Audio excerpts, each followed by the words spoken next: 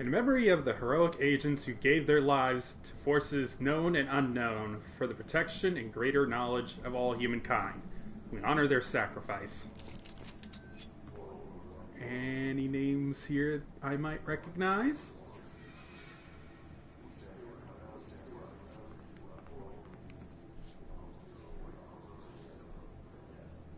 I'm sure these are names of, like, developers or something.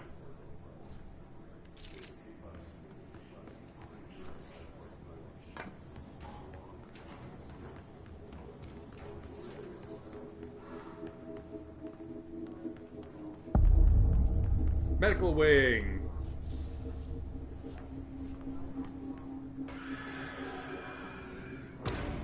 Someone's getting their shots. Hello.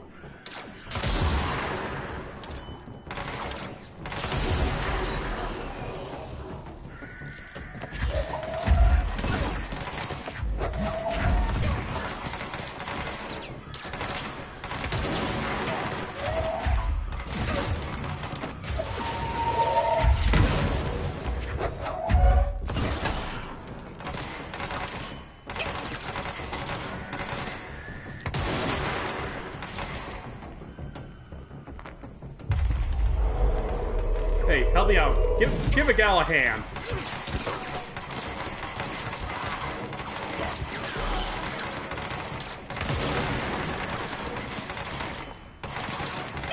Really?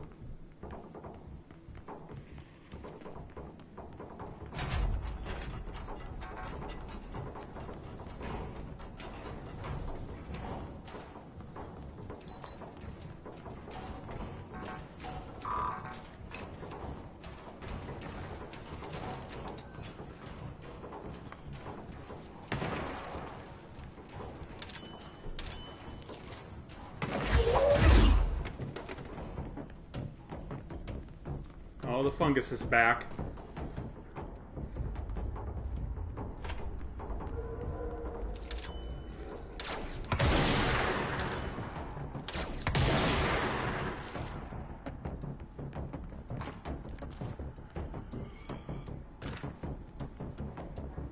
Mold autopsy. The deceased was a redacted-year-old redacted with no significant past medical history. The subject was brought in after being discovered in the active threshold, in an early state of decay that is characteristically fungal-based in its appearance. During autopsy, the cadaver's pleural cavities were revealed to be entirely filled by the fungus known as the mold, to an extent that medical staff were forced to put on contamination suits. The procedure was also hindered by anomalies such as the deceased's high body temperature and undulating torso muscles, presumably, but not probably caused by trapped gases. Routine samples, as well as tissue samples requested by Dr. Underhill, were successfully extracted. However, their rapid retrogression outside of the host body needs to be noted. Cause of death, mold ingestion. They ate the mold.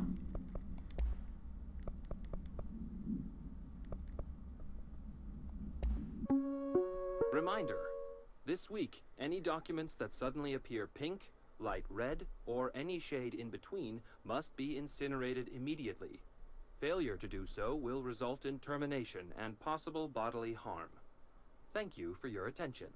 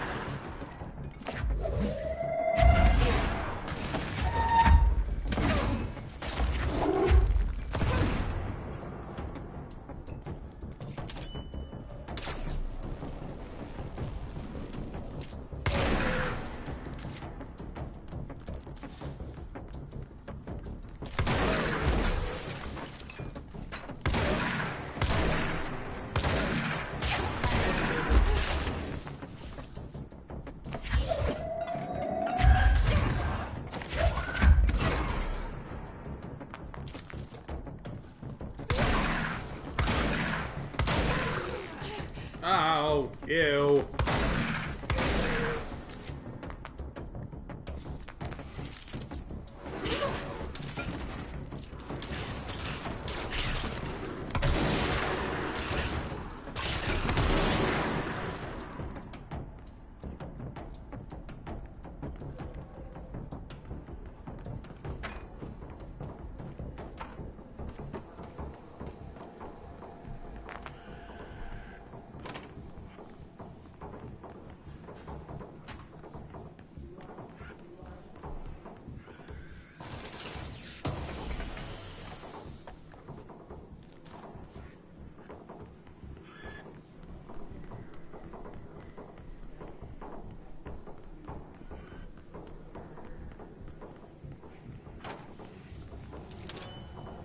Ah, here's the screamers.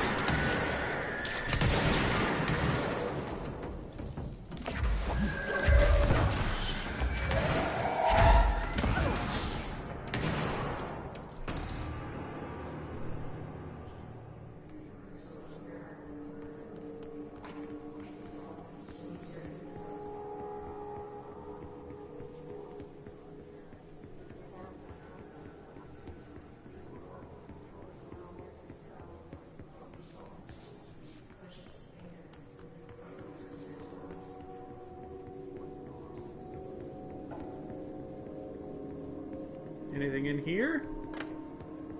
Nope. Oh, sorry. That looks expensive. That's coming out of David's salary. Oh, weapons mod or fill.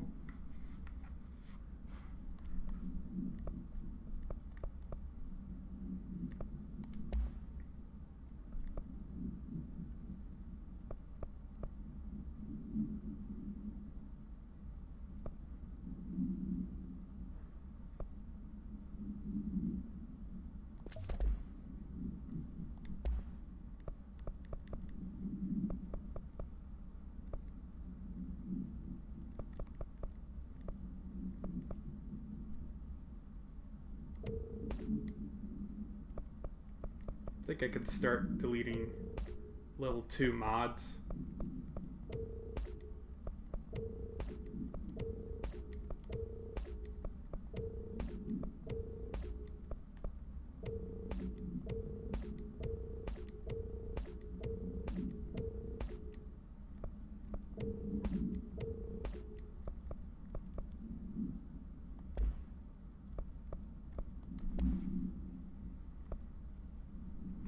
Well, I'm getting into level 4 and 5 with the personal mods. Alright, that's general health boost.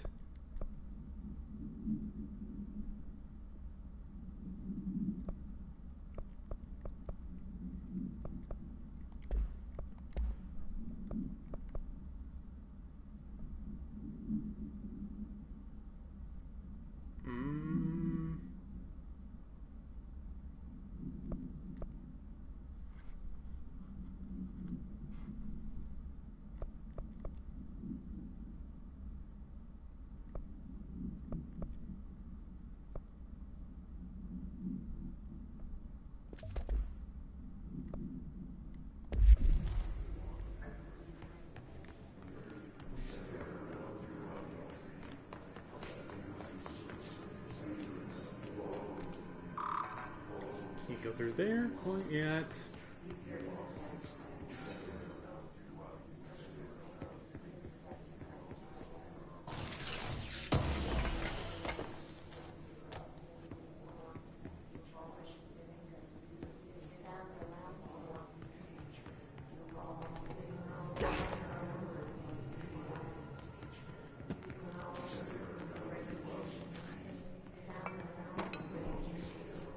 Hello, what's this?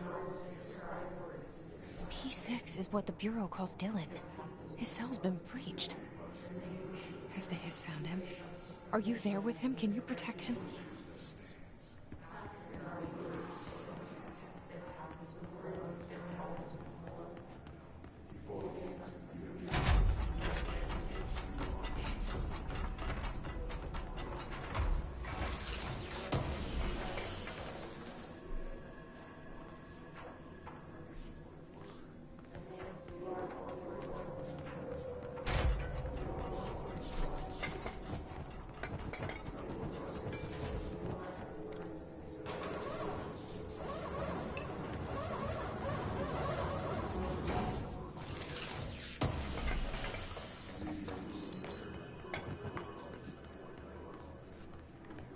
I think this is actually where I came in. Yeah.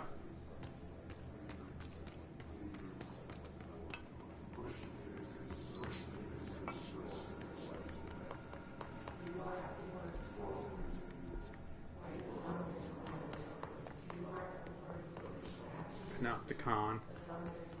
Oh, here we go again. One. Oh!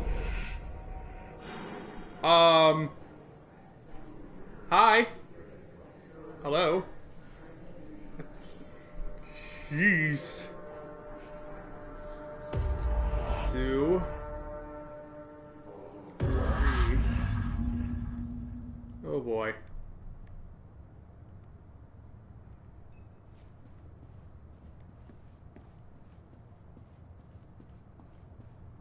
See, okay, now I'm nervous.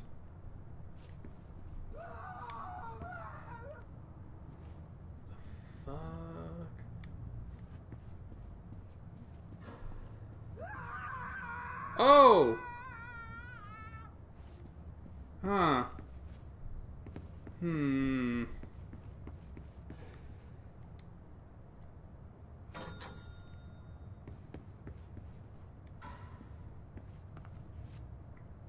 Oh! Huh. This doesn't seem quite right. I don't like this at all.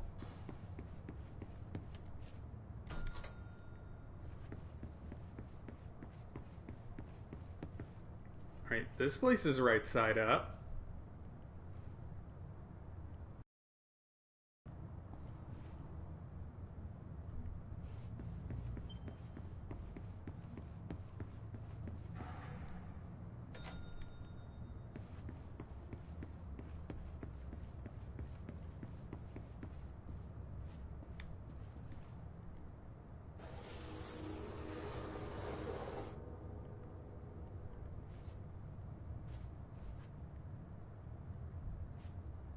Why'd you do a little scary horror sting when I turned the painting right side up?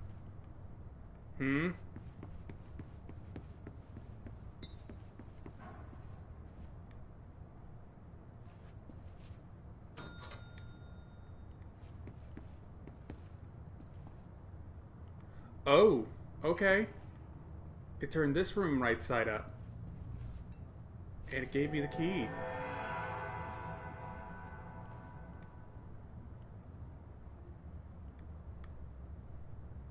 Yeesh.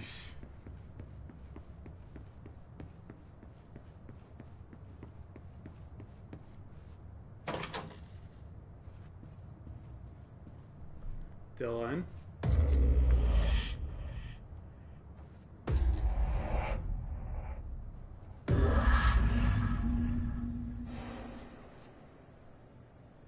Yeah, see, now I'm on edge. Now I'm on pins and needles. It's been a long time since Dylan and I knew each other. I've wondered about him. What kind of man he'd grow up to be. Were things as hard for him as they were for me? Maybe in here, they were even harder.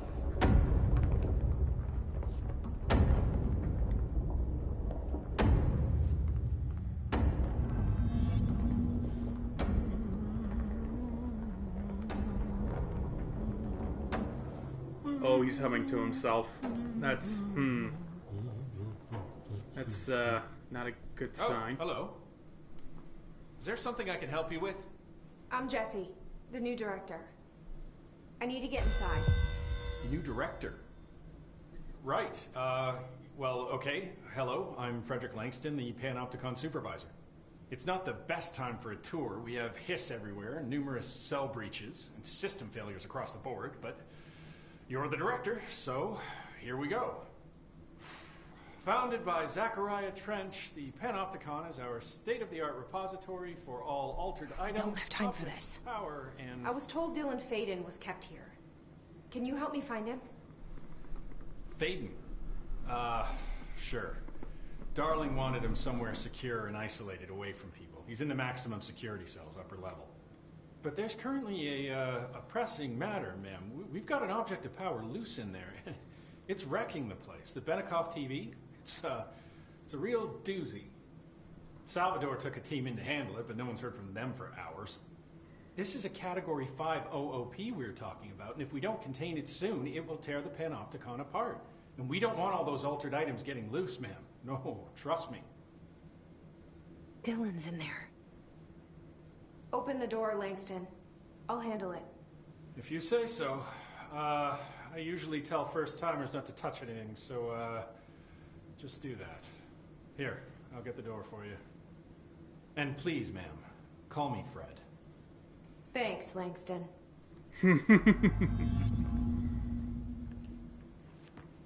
Some of the security cameras aren't working. How do I get those fixed?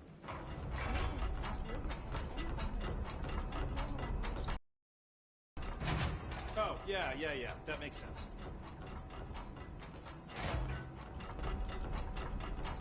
The Panopticon. Dylan's close. But that object of power might wreck this place before I find him.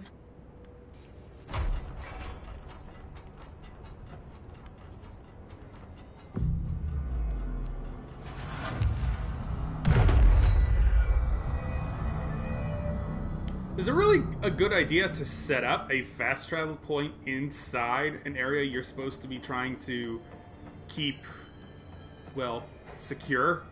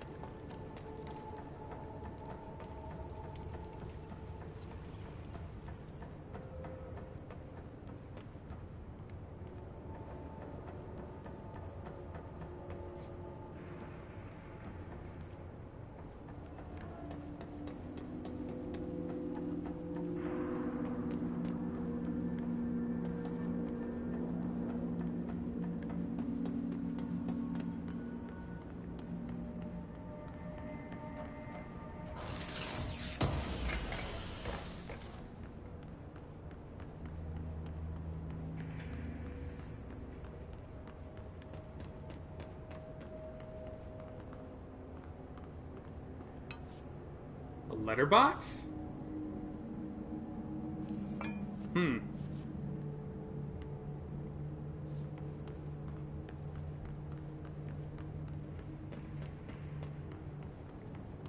A picnic basket.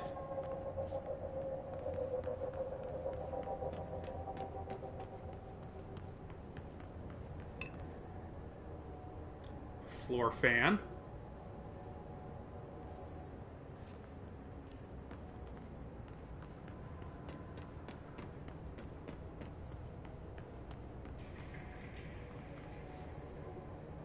A croquet mallet? Yeah. Or some kind of mallet. Hello, Skittles. How you doing?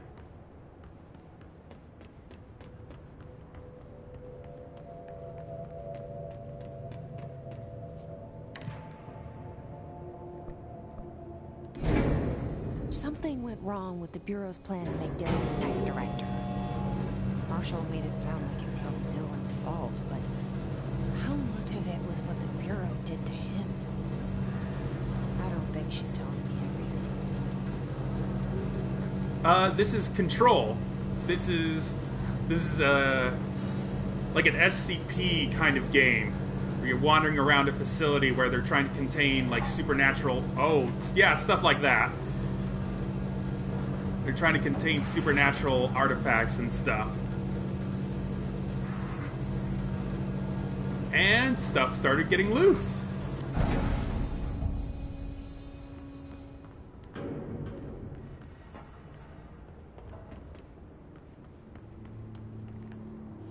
Nothing in there that I can see. Hello? Is anyone there? Hello.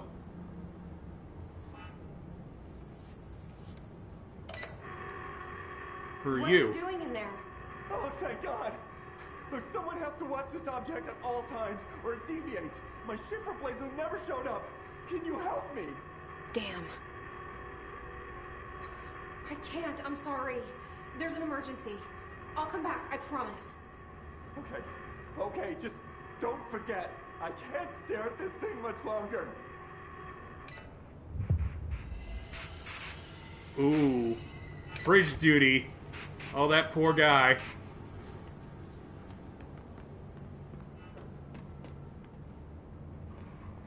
Alright, I gotta find Dylan first.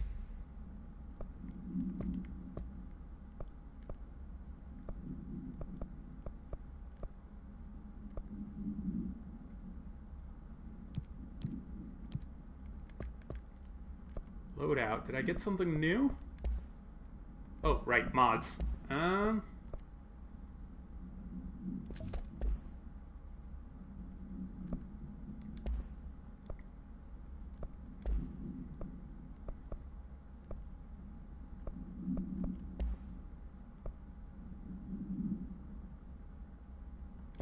Yeah, Skittles, I'm like 99% sure that the people behind this game really wanted to make an SCP game, specifically an SCP game, because of how SCP runs stuff, they wouldn't be able to retain all the rights to this game if they made it officially SCP.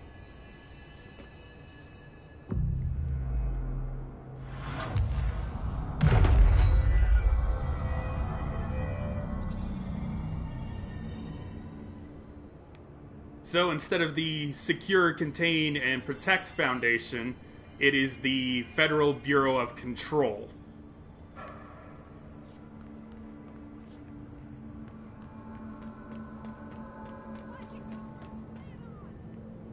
Oh, someone's screaming.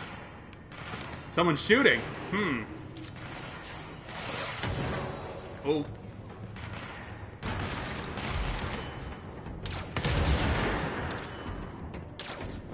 You floating asshole.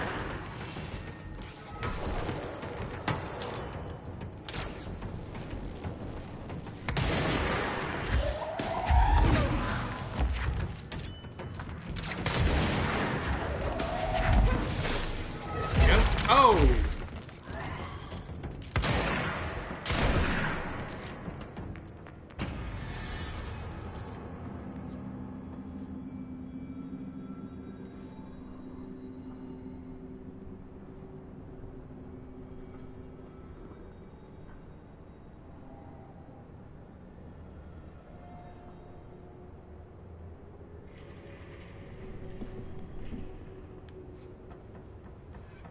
Yeah, well, unfortunately, there's like 7,000 SCPs at this point, so some of them are going to get overlooked, unfortunately.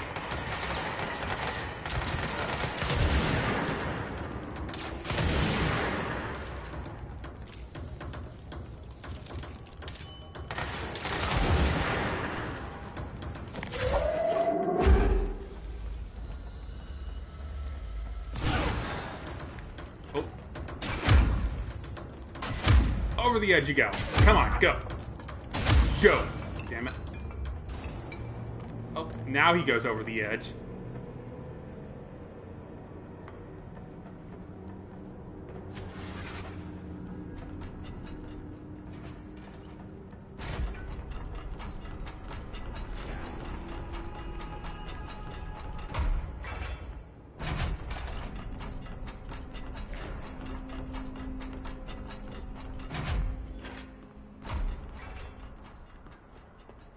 That's the object of power. I need to cleanse it. What do we got here? It's an old-timey television set.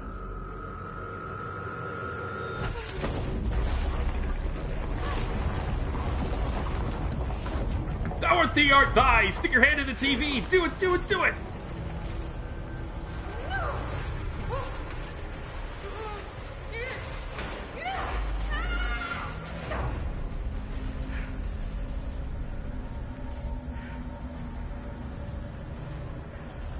That TV's That TV's got balls.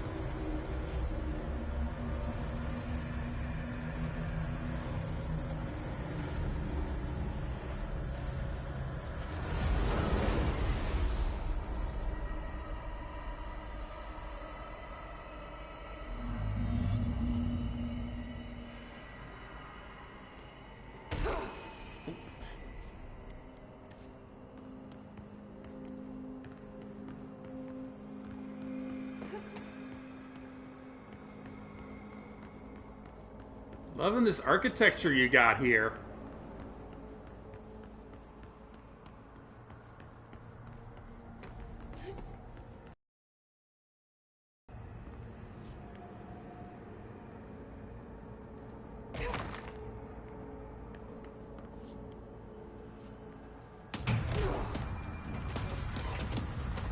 All right, come at me.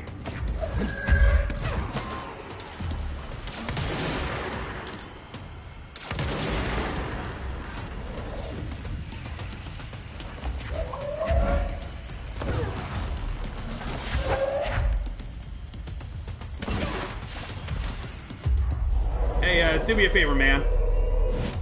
Thank you.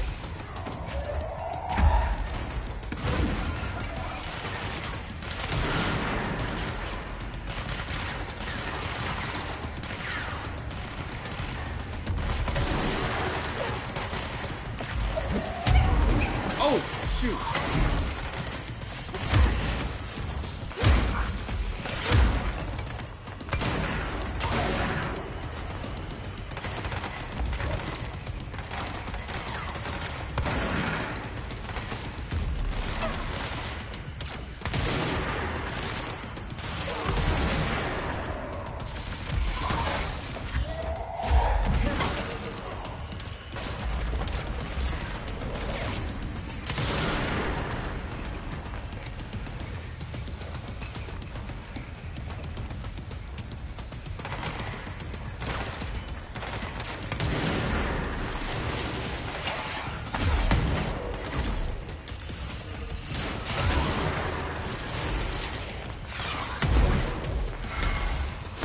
Getting hectic here.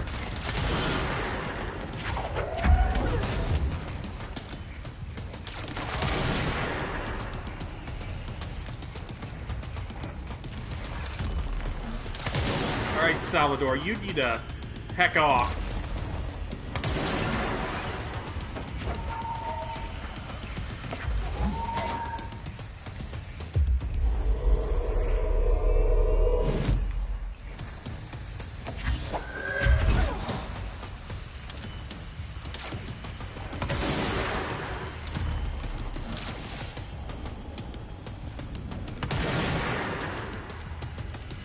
Almost got him.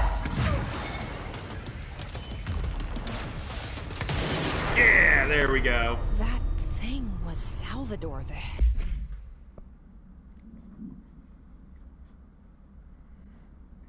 It should never have been accessible to low clearance staff in the first place.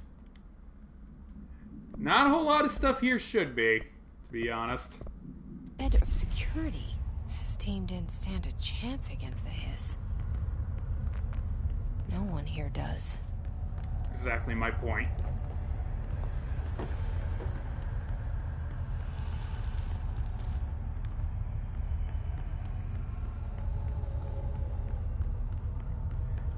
SCP-172, that's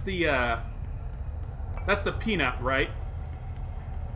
The statue that they're actually trying to replace now? I think that one got popular specifically because that was the first SCP they created. Okay, the TV. Another object of power going nuts. Here we go again. It's trippy. I love this. What do we got here? Anchor supplement. Yeah, that's Peanut. The crew of the White Ocelot first encountered a strange spherical phenomenon whilst fishing in the Redacted. Witnesses described it as a black sphere with faint light behind it. It hovered just off the bow of the ship. The crew redacted by throwing it a tin bucket, which disappeared into the sphere. Soon after, the vessel lost structural integrity. The ship's metal rusted and fell apart within minutes. As the ship sank, the sphere lowered into the water. A passing fishing vessel called the Redacted rescued the 4 surviving crew. Agents were dispatched to the White Ocelot's last known coordinates and began diving operations. On the ocean floor, the agents found the sphere. The ship was entirely destroyed except for its anchor. As agents lifted the anchor off the ocean floor, they noticed the sphere behaved in conjunction with the anchor, moving and stopping as one. Contact with the sphere was avoided, but handling the anchor proved harmless. The item was transported by the Redacted to the U.S. port of Redacted. Upon arriving in New York, it was brought into the Bureau via Redacted.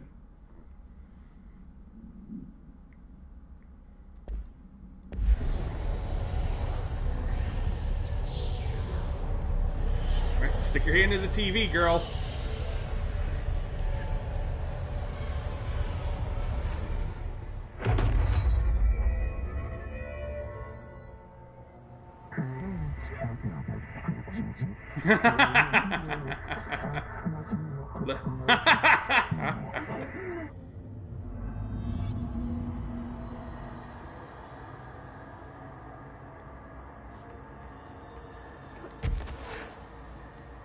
Ooh, cool. Can I... Oh, yeah.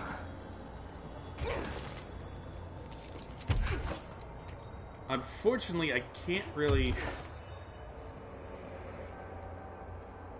Oh, wait, yes, I can. I can take my hand off of the X button to aim properly. Oh, I like this.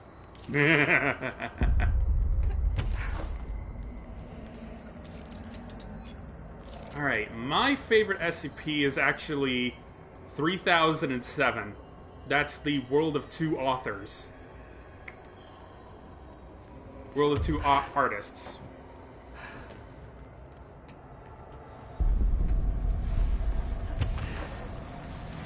That is the one where there's like an alternate dimension where 2 artists live. One that creates and one that destroys. And the artist that creates had like a following. And the destroyer invaded the creator's like home and like annihilated their people by turning them all into like Lovecraftian Cronenberg creatures.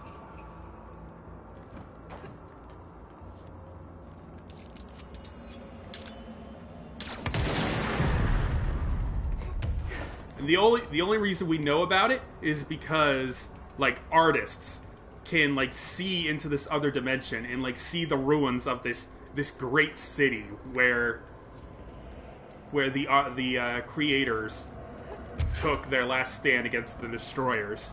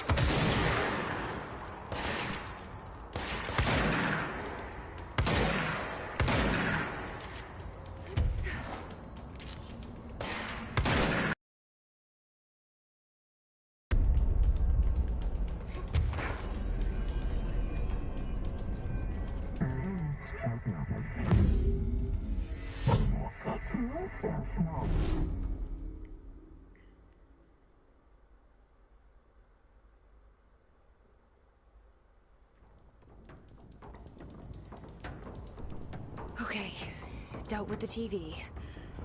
Now I can find Dylan. Well, first of all, we gotta set this room right. Because it's gotten twisted all to hell.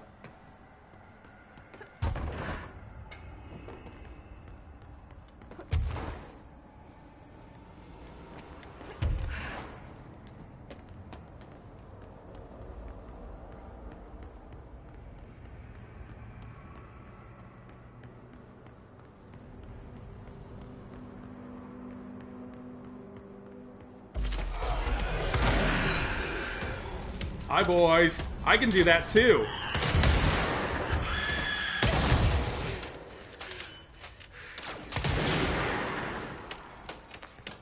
Nice.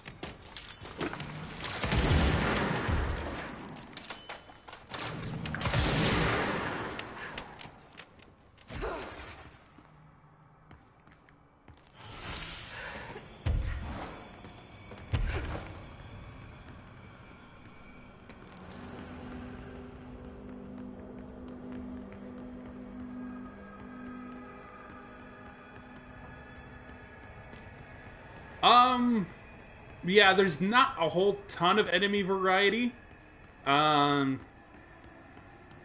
It's usually just guys with guns and guys who have shields and guys who have shields that can float around.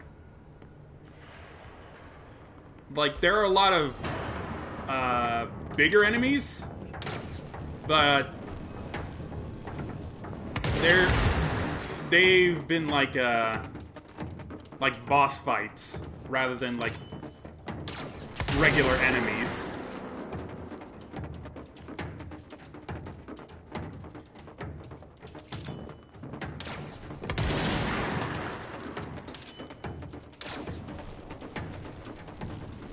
Stay still, man. I can see you up there.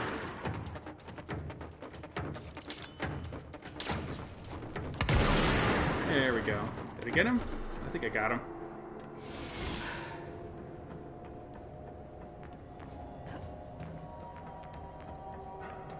Where am I going? Oh. Just across the cell block. Can I get up there now? Not yet. Oh, I gotta climb up. I gotta climb up.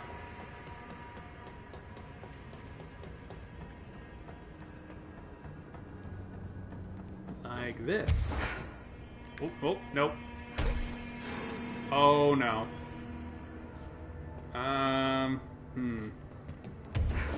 Well, there should be an elevator. It's probably on the other... Yeah, this is the one on the other side of the... other side of the dome.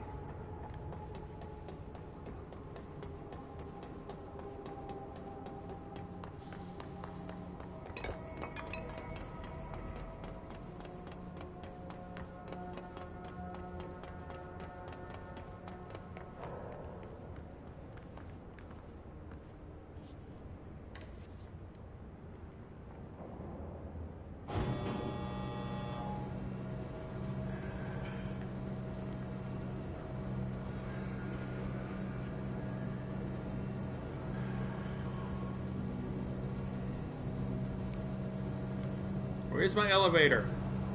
Come on.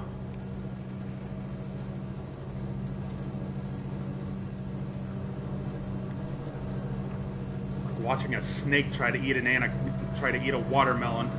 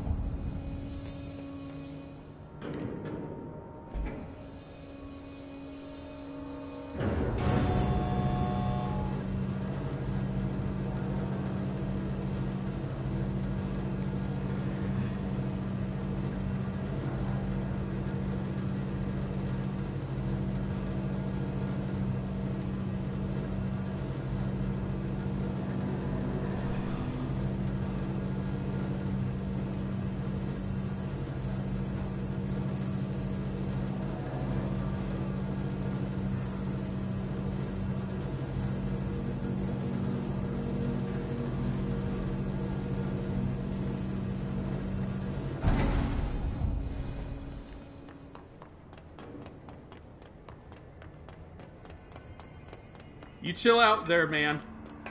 Oh, odd. Damn it, there's a goddamn fast travel thing up here. I could have taken this. Ah!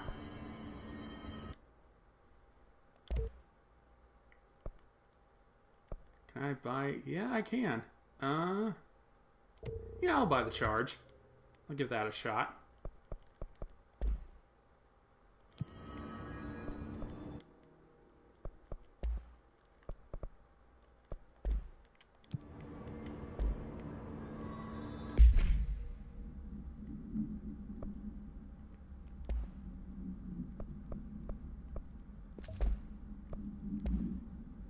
What does this thing do?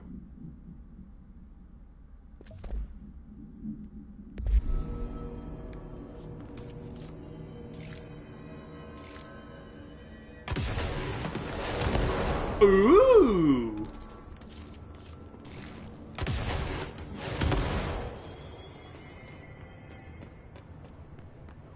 My pistol is now a rocket launcher.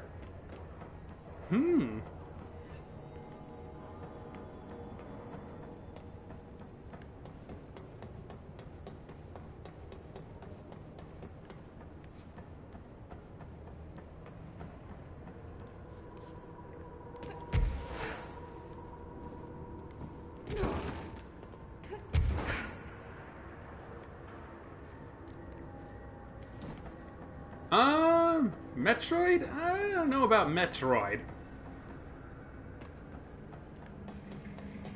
Cause this game can be creepy sometimes. It is a very specific kind of creepy that deals more with like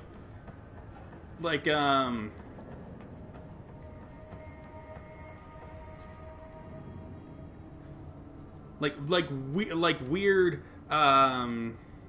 imagery, not necessarily like monsters and stuff. It's more like a, damn it, there's a word for it.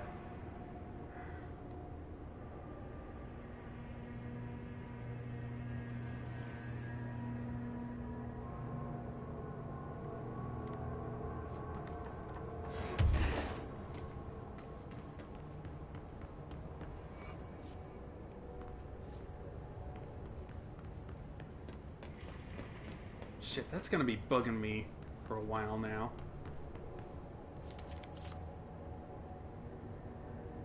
A balloon? Get well soon. Something tells me that no one's getting well soon with that balloon.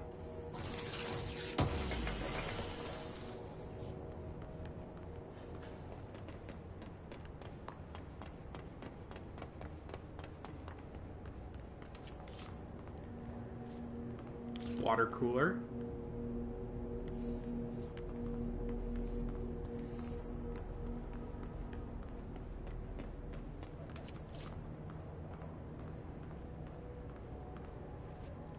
A crowbar. It's one of the most dangerous weapons in the universe, you know.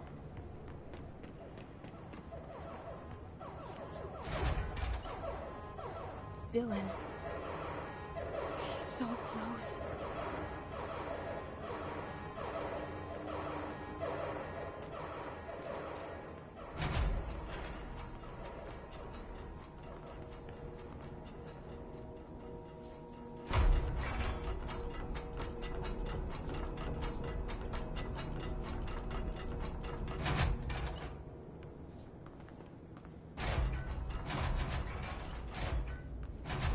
Hello?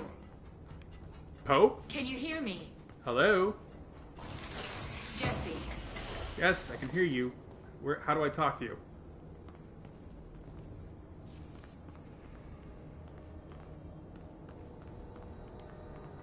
Are you there? Jesse? There we go. Emily? He's gone. Dylan isn't here. He might be nearby. Or maybe the hiss got to him. I don't know. Jesse, listen. Dylan's here. With us. He just walked in. He says he is giving himself up. He's been affected by the hiss, but he is different than the others. We must isolate him. I'm on my way. Ooh. We need to get back. I have to see my brother. Hold on, I want to look around here first.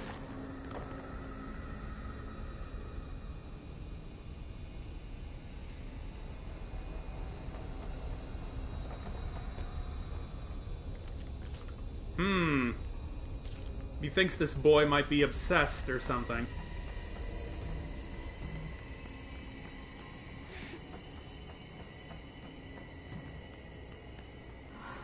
Red light's gonna give me a headache.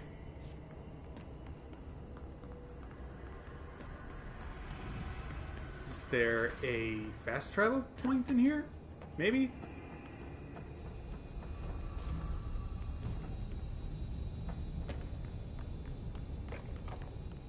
Doesn't seem to be anything in here.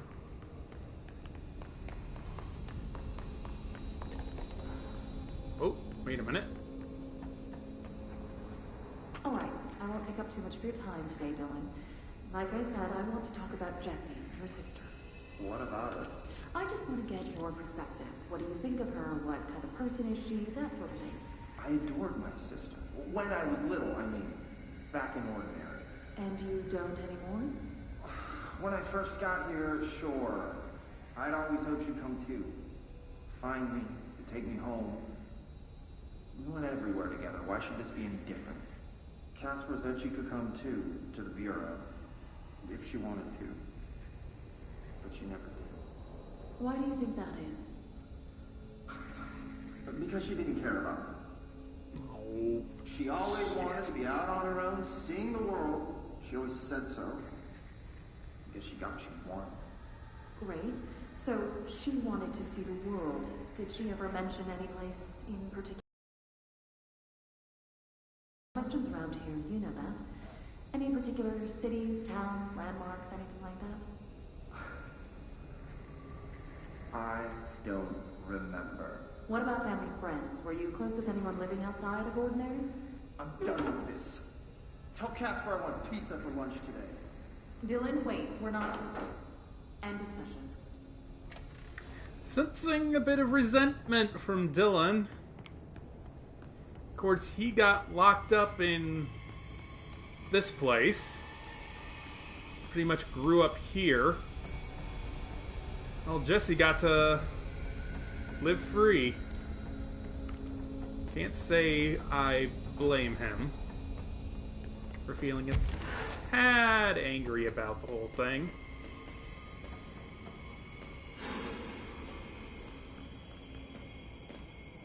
Well, there doesn't seem to be anything here, so I got to turn back.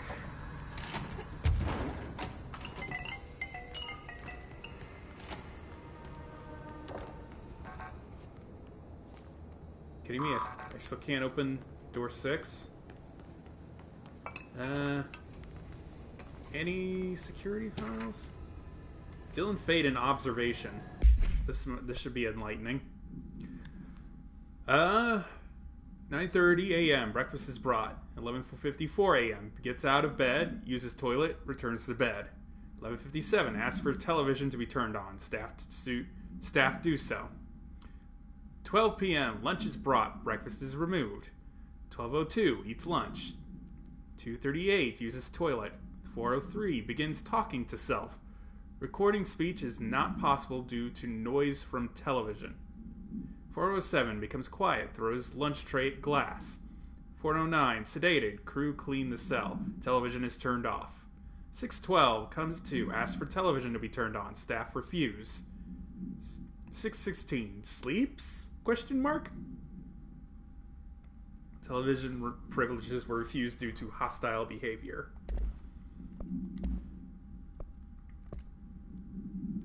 The Benikoff TV. Containment procedure. No unique containment procedures required while bound. A CRT television built by Benikoff and Sons Electronics. Benikoff and Sons Electronics. The screen is still functional. The object can levitate itself off the ground to a maximum observed altitude of redacted. When bound, the object allows para-utilitarians to harness this effect for their own use. The object is currently bound by Redacted. The object was first discovered in a local news story from Redacted, Kansas. A figure had been seen redacted over buildings. The Bureau dispatched agents to the town who discovered that a man named Redacted had bound himself to the object. Mr. Redacted was detained. Dylan questioning. Hotline.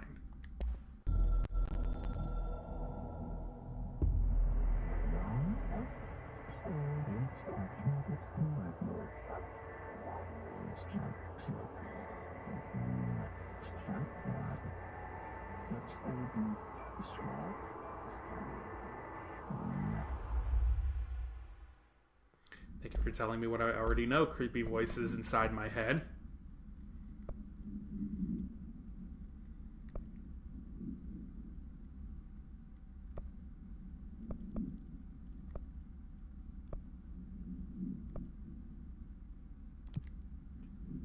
Let me go assist the agent on the 4th floor first before I forget about him.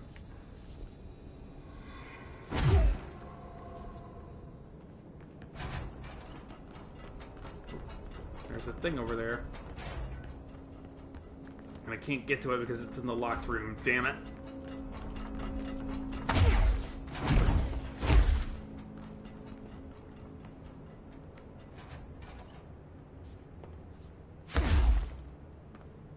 Come on. Thank you.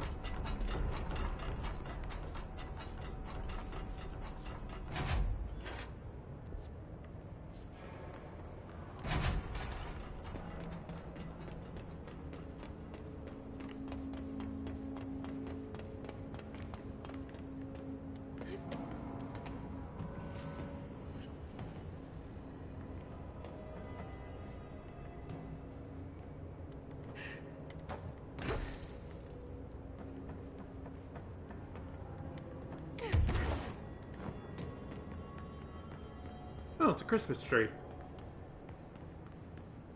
Oh, this is floor 2. I want to be on floor 4.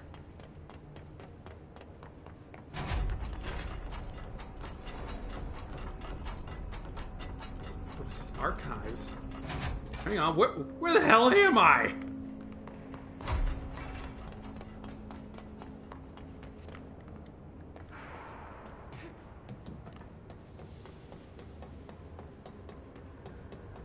Is that the fast travel down there?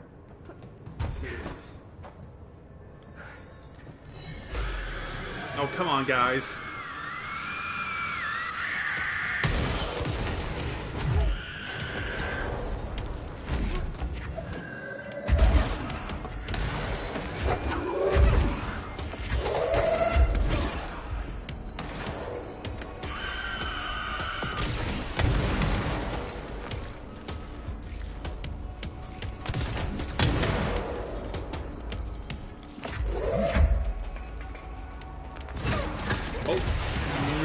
Whoa.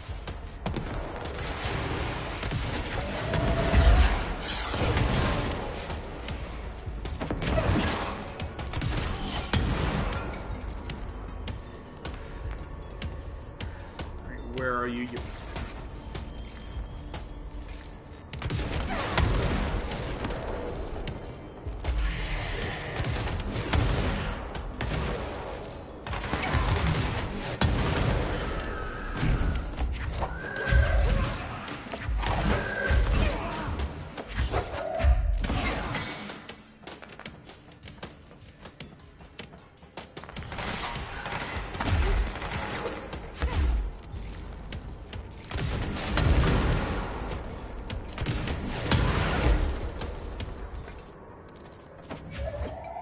Anyone else?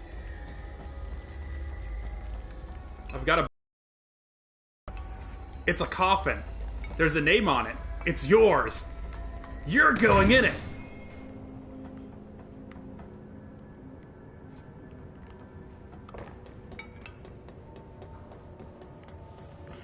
Oh. Personal mod's full.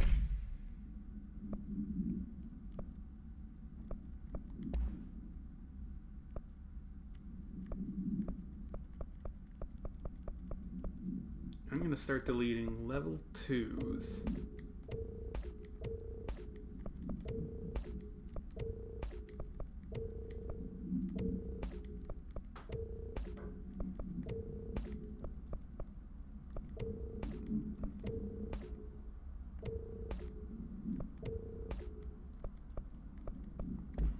All right.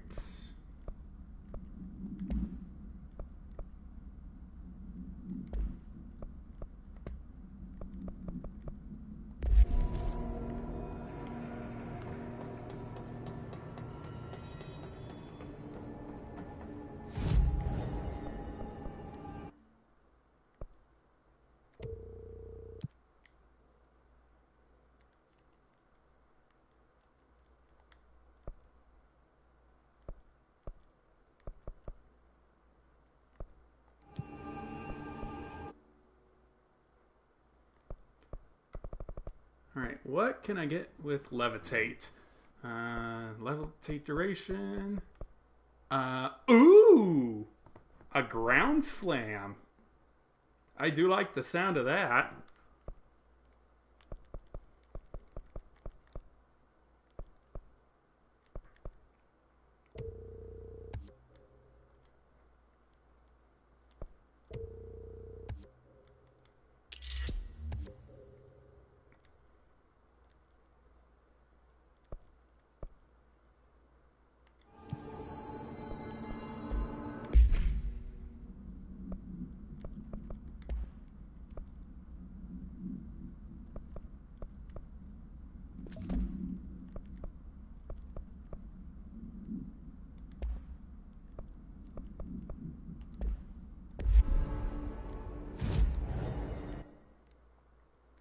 Alright. 4th floor, please. Oh, that was quick. Keep your eyes open, Philip. Hey, what can I do? Oh, you're back. Oh, thank you, thank you. If I look away, I don't know what this thing will do. You have to get me out of here. The door can only be opened by the Panopticon supervisor. That's Langston, if he's still around. Langston. Yeah, I know him. I'll go ask him how to get you out. Please hurry. My eyes, they can't. Oh, that's... Hey, calm down. Just focus. What's your name? Focus. Right. My name's Philip, and I think I can hold on for a bit. It's just my eyes. My eyes hurt so much. Just hang on, Philip. No, poor Philip.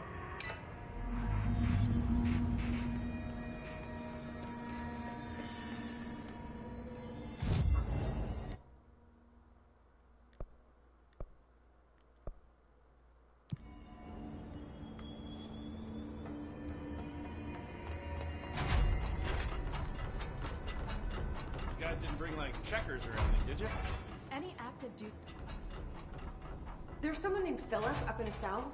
He's watching a refrigerator and very rapidly losing it. Philip? Oh, shit, I forgot about fridge duty. He's been in there for over a day. I totally forgot. Oh, fuck. You forgot about him? There's a lot going on. The hiss, the Benikoff TV. Considering the number of things I'm juggling, ma'am, I think it's... Listen, it's fine. We just need to get him out of there. He said you'd be able to open the cell door? Yeah, I can unlock it on my terminal. There. Done. Door open. But Philip can't just leave. The fridge is behaving erratically. Ocular contact is the only thing that seems to placate it. If we don't have someone in there watching it 24/7, people will die. I'll figure something out. I'm pretty good with these things. Being pretty good with altered items isn't standard bureau procedure, ma'am. He doesn't know us very well. Do you like working at the FBC? Sure. I mean, yeah, the drama's a bit much, but I get better benefits here than I would over at the Postal Service. I checked. Better health care. That's not to say I don't like my job, ma'am. Been here over 15 years. No one knows the Panopticon collection better than me. I'm, close to them, in a way. I can't tell if that's creepy or normal here. I'm gonna go with creepy. How do you keep the altered items under control? It depends on the item. Each one has different needs. Ritualistic touches go a long way. Singing to them. Did he say Flipping the singing? lights 3 times, that sort of thing. It's not superstition if it works.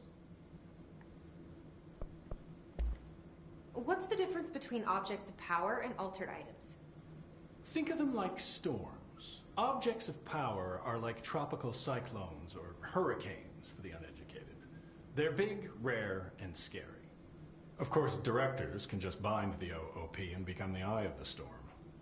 Altered items are more like weird thunderstorms. Some may rain frogs, some may rain corn, but they all rain something. And how does the hiss factor into all that? It's changing them, making them aggressive.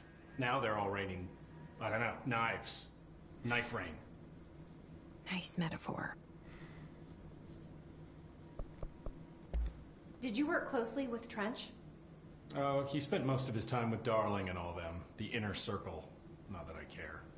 Trench certainly had his favorites. He did stop in occasionally to scowl and smoke. Did you know the Bureau has a peace, no smoking Skittles. policy? It does. Just not for Trench. Still, he is the one who put aside funding for the Panopticon. The man did have vision.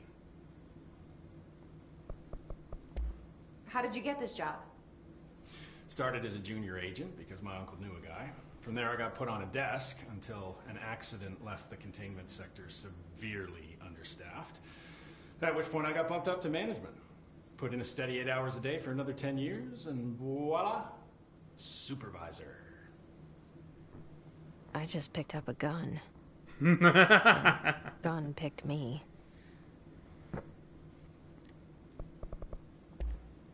I'll see you later, Langston. I'll be here, like always. Don't sound so excited about it, man.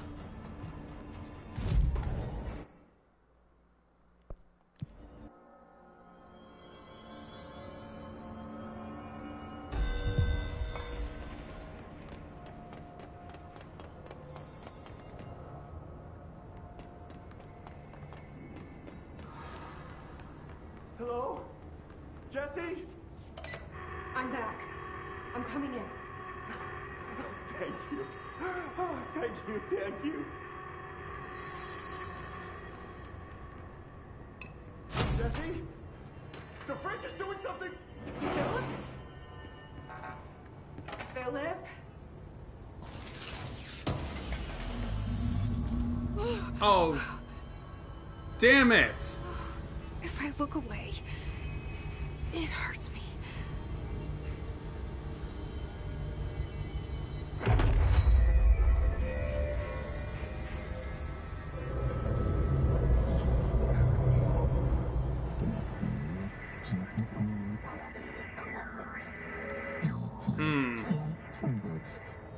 This sounds like the board, but I can't understand it. Fuck? What the hell? Oh, okay.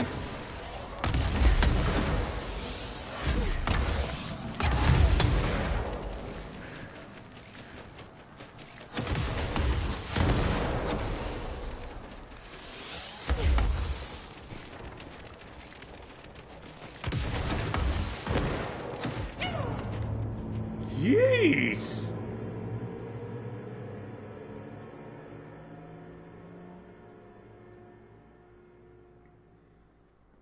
Okay, cool. We got an actual boss fight now.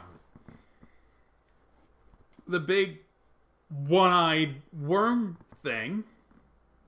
We're officially in monster territory.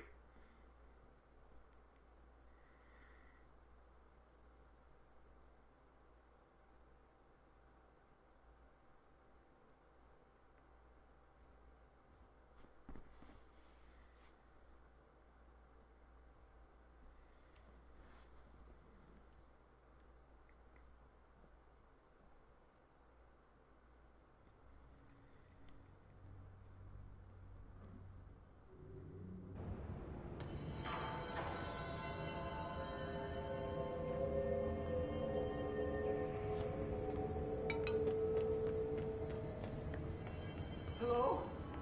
Jesse? I'm back. I'm coming in. Thank you. Jesse? The freak is doing something!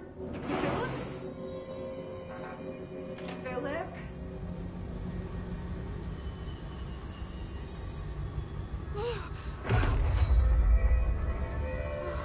If I look away, it hurts me.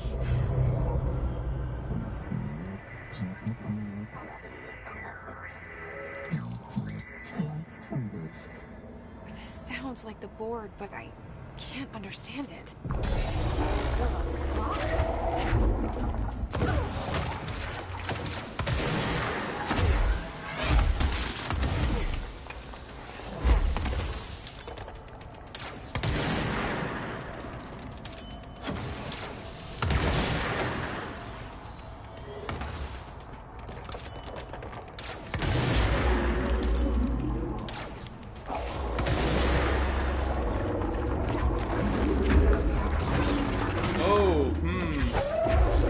like that.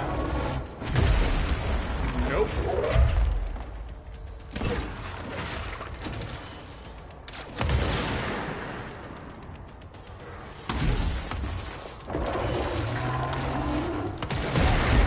Jeez!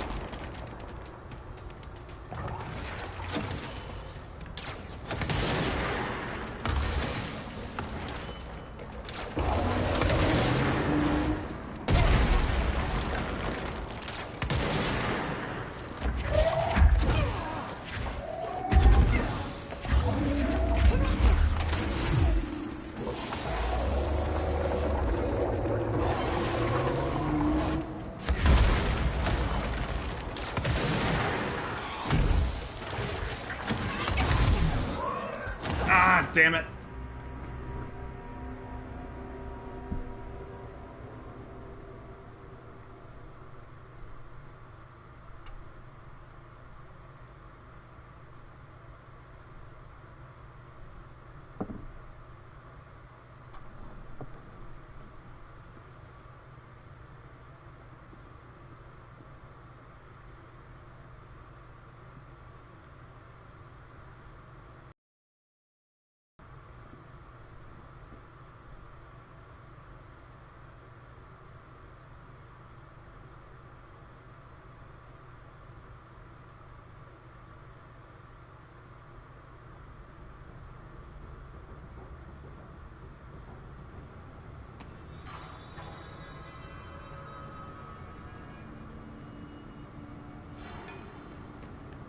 What if I just go in? Hello?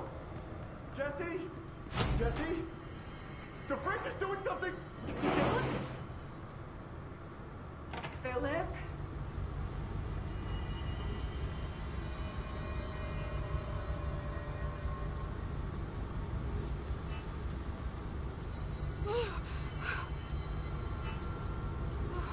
If I look away, it hurts me.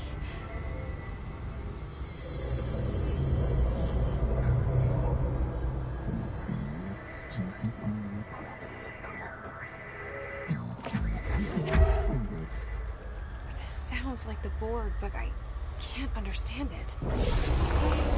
Fuck?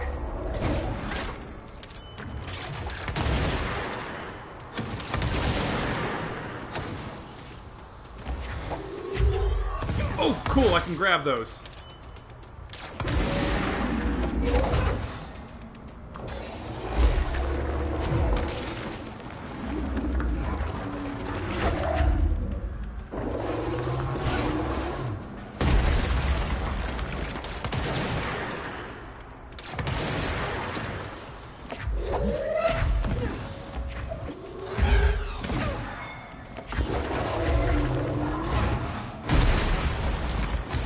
Damn it! Gotta pay attention to that.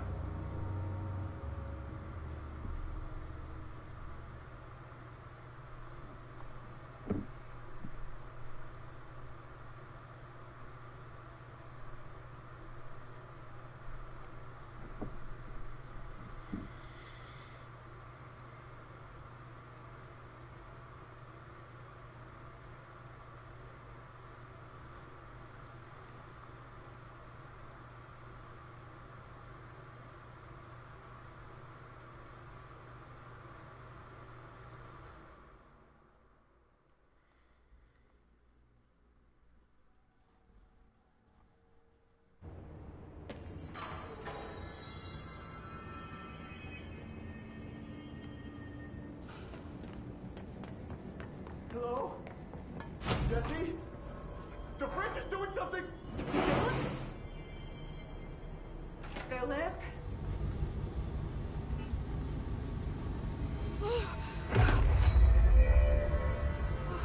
If I look away, it hurts me.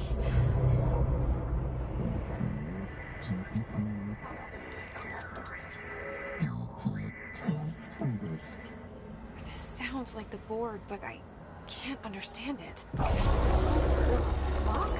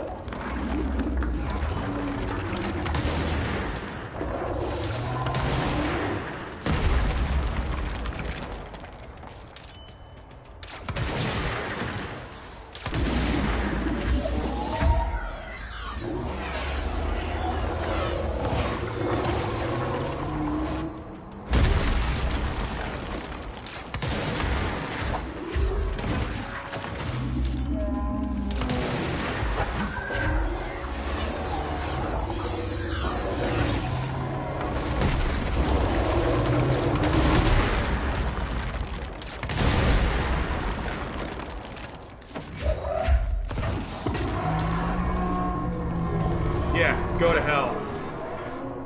Wait, there's no Black Pyramid here.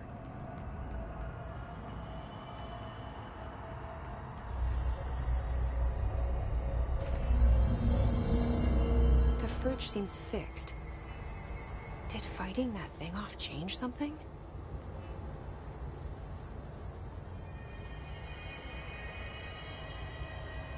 Aw, man, poor Phil. Eaten by a goddamn fridge. Can I at least look in the fridge for his body? Please.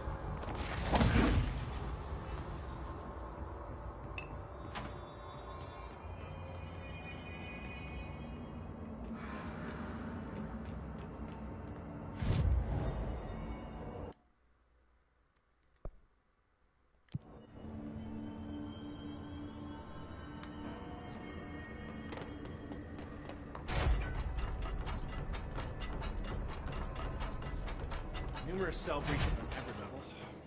These Hiss things are a bad influence on my collection. How'd it go? Where's Philip? Philip's gone. Something happened before I could get him out. Poor Philip. He never did like fridge duty. But if you're here, then who's watching the fridge? The fridge is fine now. I took care of it. You don't just take care of altered items. What did you do? I touched it and wound up in the astral plane. This thing was in there. It was huge, had one big eye. Wasn't friendly. We've been getting reports from the astronauts lately about something fitting that description. The astral plane is usually connected to our world through objects of power, not altered items. If this thing is linking itself to altered items, then it's clearly powerful. This may happen again. Do you think that thing is what got Philip? Must have been. The Panopticon is a dangerous place. The agents all know the risks. But, since you're some sort of altered item whisperer, I've got a list of others for you to corral. The Hiss are causing containment breaches left, right, and center. Here, start with these. I'll see if there are any others missing while you're gone. My life just got a whole lot easier. Asshole. I'll see you later, Langston. I'll be here, like always.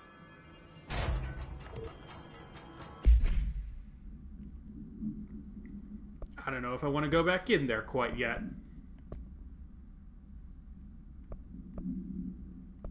Cleanse and contain the Japanese paper lantern, the traffic light, the hand chair, and the moving letters.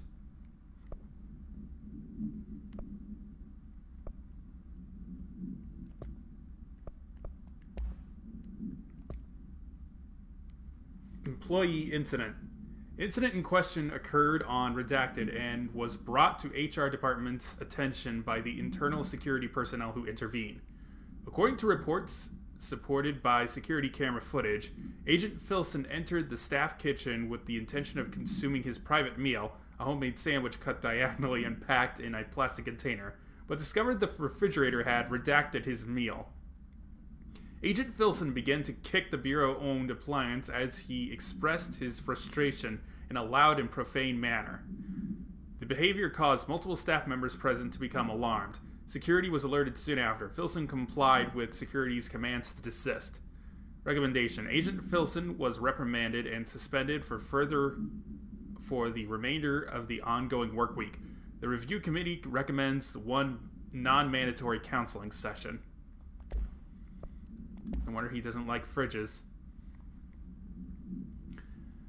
Arctic Queen.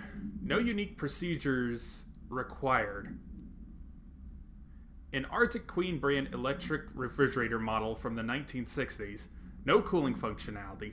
The door is decorated with crayon illustrations by Redacted. The illustrations cannot be removed from or torn. The item first came to Bureau's attention after it survived the collapse of New York City's Grand Central Hotel, where it served as an appliance in apartment Redacted, rented by a man named Redacted. It became the subject of local infamy after surviving the building's collapse undamaged. Mr. Redacted, who was out of the building at time of collapse, retained ownership of the item until 1974, when the Bureau purchased the item through a false identity. Appendix. New altered effects have been observed. See file AI10.f for details. See file A.10.k for new containment procedures.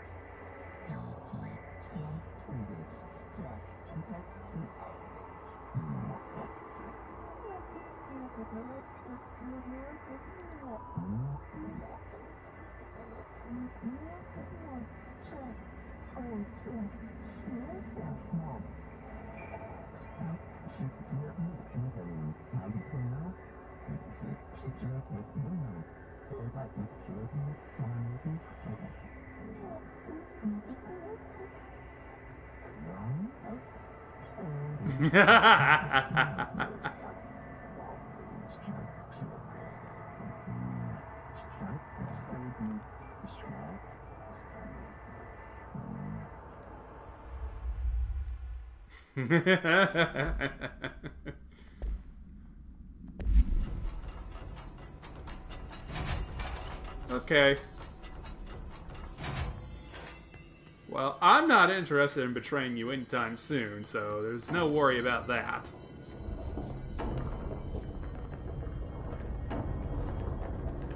I can actually... I'm just going to go ahead and use the teleporter in here.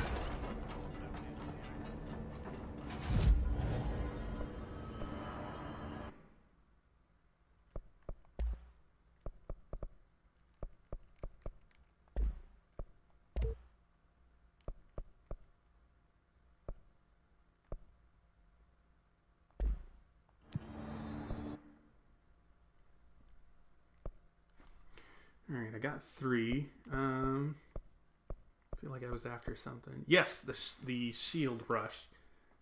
Don't have enough points for that yet.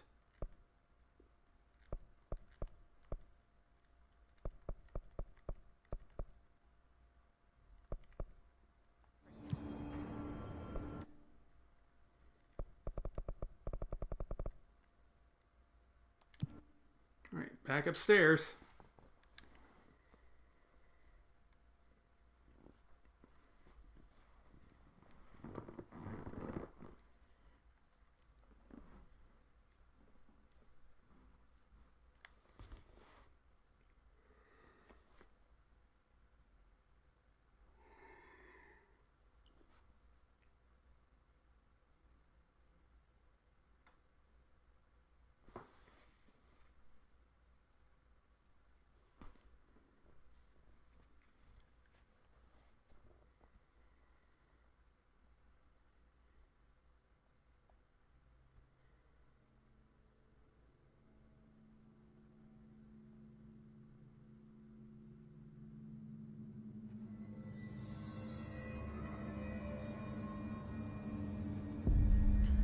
Alright, Dylan. Where the hell are you? Oh my god, did she have to write everything in a made-up gibberish code? Fucking Marshall with her CIA spy shit, god. I found this token. Any idea what it does? Ah, that is a jukebox token. Little bastards turn up in the weirdest places, like bad pennies. The Rangers use them to activate an old object of power. A jukebox, I assume. Does it have any good songs? Nope, just the one record. Hey, be careful turning it on, though. When it's playing, you get a free trip to the formation. The formation? That sounds ominous. Why does it send you there? The Bureau has been wondering that for years. I mean, it's just a pile of rocks built by God knows who, but... Well, researchers have confirmed it's in the same threshold as the quarry. Well, no one's ever been able to map a physical route to the formation from maintenance. So it's in the quarry. You just don't know where. Pretty much. We only send in annual expeditions to the formation now. Checkups, Salvador calls them. This year's team went in the day the hiss arrived. Come to think of it, the song should have brought back hours ago. I can go in and take a look. I'd appreciate that. The jukebox is kept just past the security booth over there. Just put in the token and enjoy the ride.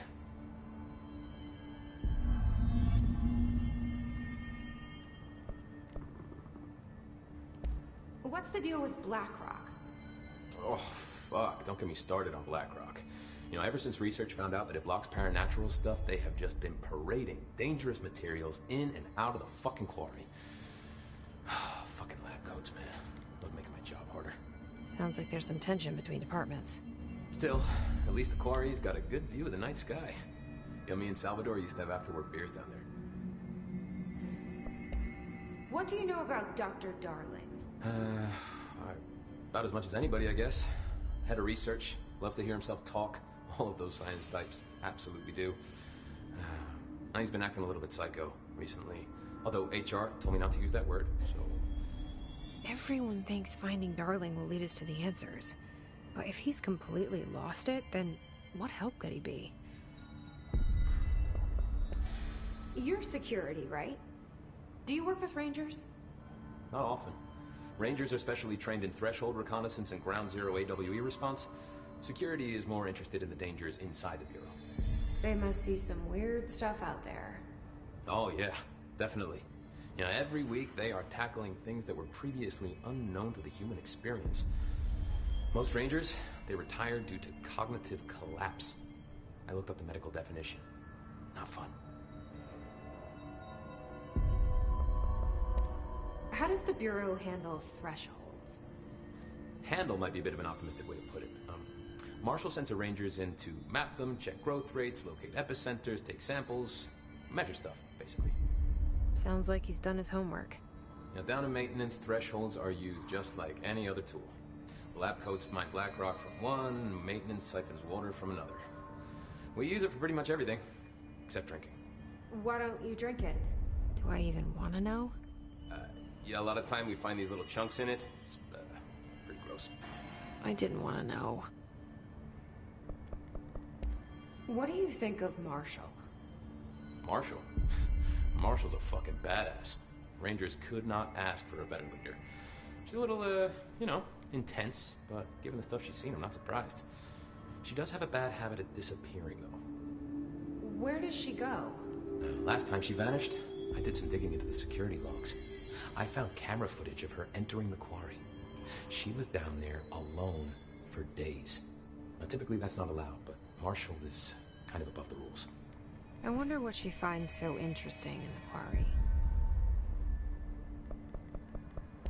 I have to go. Me too. You're not the only one who's busy, you know. Remember, we got this.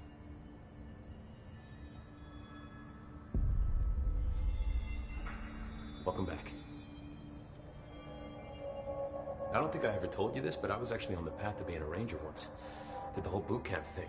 Even got rookie status. Anyway, not the point. My old ranger squad was a great bunch. There was 6 plus me. Remus, Hazard, Cho, Guy, Heftenstall, and Thompson. They were supposed to get back from an expedition yesterday. We had beers and wings planned. Problem is, they weren't here when Darling handed out the HRAs. Then they had nothing protecting them from the hiss. You see, they prepped for the worst, but I think that we're already past that. We all wore these pouches around our neck, and I really don't want the hiss to get them. Could you find them for me? The squad would have come back through maintenance, but they probably spread out from there. I'll keep an eye out for them, Arish. And I won't let them stay hiss. I have to go. Me too. You're not the only one who's busy, you know. I'll be seeing you. Marshall didn't give me any orders before she left. Guess I'll just keep managing inventory. This is Lynn Salvador, head of Bureau Security. I'm making a formal security order due to the incident in April, case number 21HQ593. Improper use of the jukebox altered item led to 2 fatalities. We believe a pair of agents used the jukebox to travel to the quarry threshold and engage in inappropriate workplace behavior. Oh my. An expedition team found them decomposing at the formation's base a week later. At least we found out the jukebox doesn't bring corpses back when the song ends. I'm having the jukebox placed in a secure location in the executive sector. It should never have been accessible to low clearance staff in the first place. The new location security and proximity to a high traffic area will prevent misuse, while still allowing for expedition teams to access it when required. See me for any further details. Good luck out there. Thank you. Lots of interesting data off that subject the Rangers brought in. I heard that he voluntarily entered captivity. That's what Pope said anyway. She doesn't know what she's talking about. Hiss aren't that self-aware.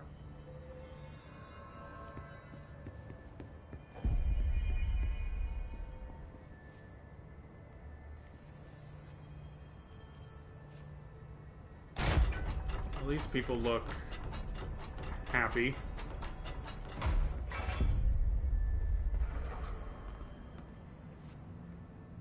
You guys taking a smoke break in here? What's going on? Did you hear that his prisoner they captured was the director's brother? Brother? And she brought him here? She's gonna get us all killed. What if she's working with the Hiss? Isn't it strange she showed up just when they did? Guys, I'm right here.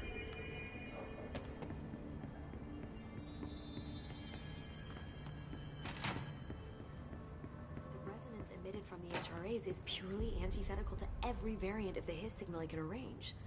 But how did Darling create it? It's happening. After all these years, Dylan is here. But am I too late? How is he? I need to know. He's clearly been affected by the Hiss, but it's different than any other manifestation we've recorded. Maybe what makes you so special is genetic. He was a prime candidate. Or maybe it's Polaris protecting him, something else affecting the situation. I need to run tests. He seems more in control, more present. I want to see him. My brother? Or is he? Of course. Now, Marshall set up an HRA-warded cage to contain him. It's on the upper floor, up the stairs. Okay, I need to go. Jesse, be careful.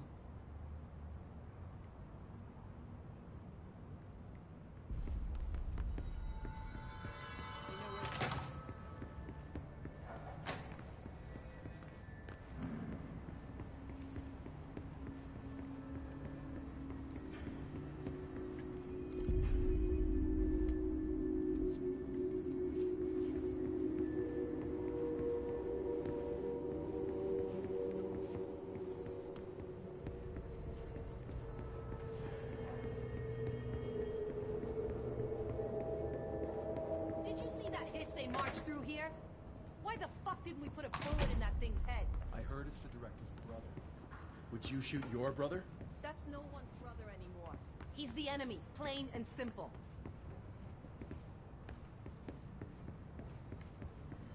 Apparently the director restored HRA production. They're already getting other survivors out of safe rooms. Great. Maybe I can get back to my office soon. I'm always having a door to close on me. I think you're gonna have to be very careful.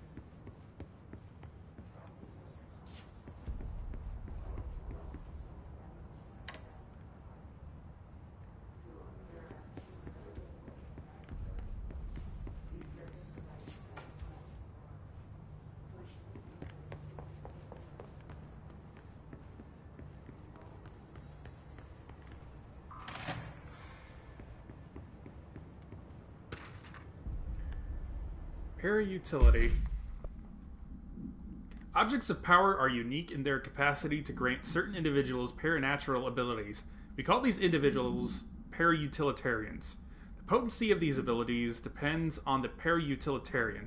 Using the redacted object of power as an example, some para-utilitarians can achieve a throw distance of redacted, while others are only capable of as little as redacted.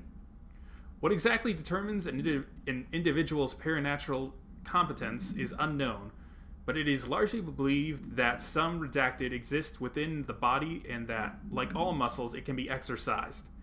To continue my analysis, I have officially requested access to the Northmore records.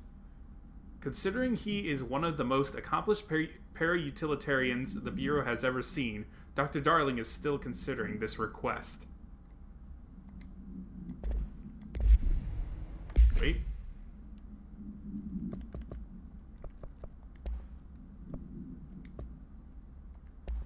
This is Lynn Salvador, head of Bureau Security. That's the security log.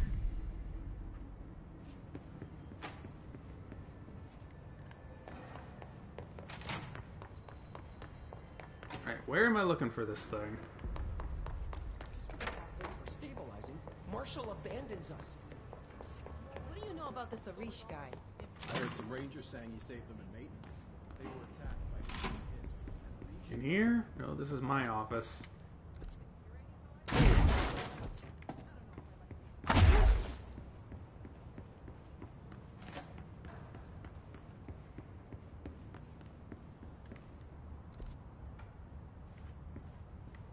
Marshall orders us to just sit on our asses and then leaves? What's the deal? Must have a reason.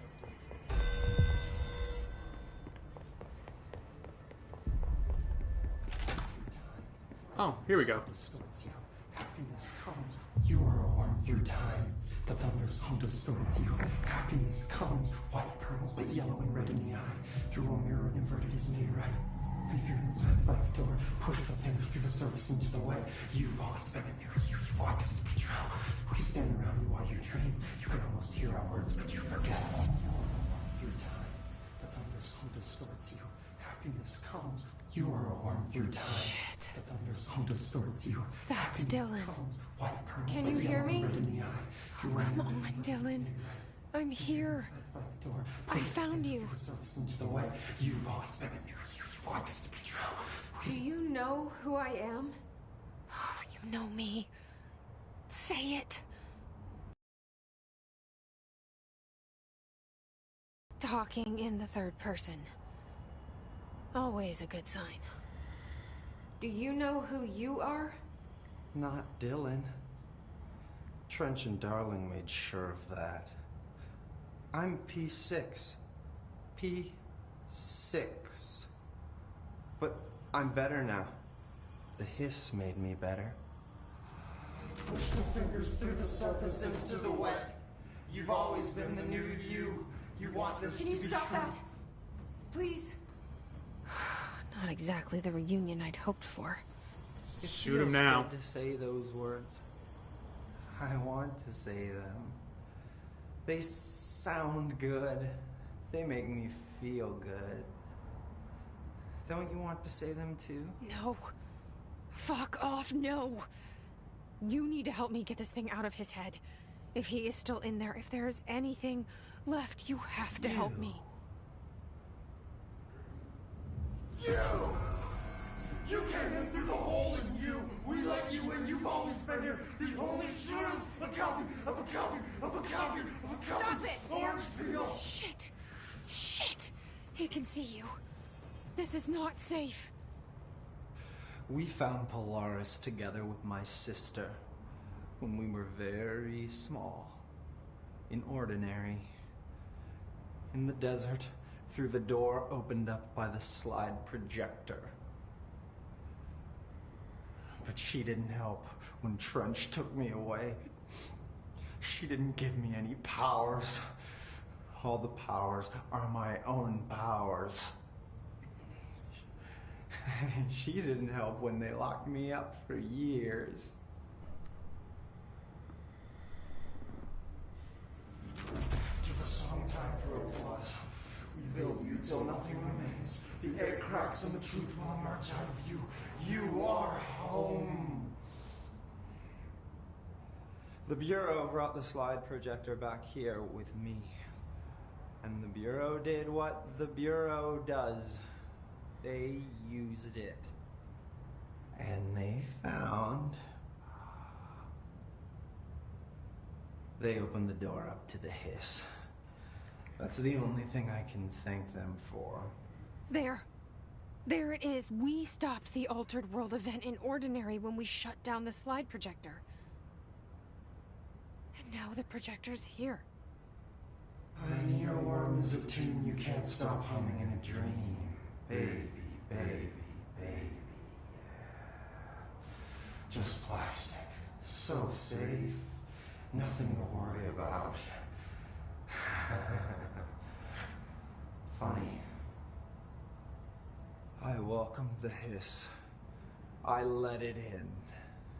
To get rid of her. The hiss set me free. Polaris is using you. The Bureau is using you. You are a puppet. You can almost hear our words, but you forget. If we shut off the slide projector, maybe that will stop the hiss. Your regulations. Maybe it's not too late for my brother. You must see the truth for yourself, Jesse. Sister. The horrible truth about the Bureau. The hiss is the better option. Go to the Prime Candidate program in the containment sector. I have the keycard to get you there. Salvador wanted me to have it. Wanted? Bullshit. I saw what the hiss did to Salvador. What it turned him into. Okay, Dylan. I'll go. I want to see the truth for myself. I'll go. But only to look for the slide projector. You can help me. We can end this. You are a worm through time. You are a worm through time. The thunders home distorts you. Happiness comes. White pearls, but yellow and red in the eye. Through a mirror of the universe, right. Leave you inside by the door. I don't know what else I'm hoping to find here. Dylan. Can we talk? I'd like to tell you about a dream I had last night. Off to a good start. Mm-hmm. Okay. I'm listening. I was back in Ordinary, before all of this happened. But in the dream, I was alone. It was just me. I was the only child. A girl. My name was Jesse Dylan Faden. But then the Bureau came and caught me, brought me back here, locked me up. Have you ever noticed that our names, Jesse, Dylan, they could be girls' names, boys' names, could be anything. Don't you find that weird?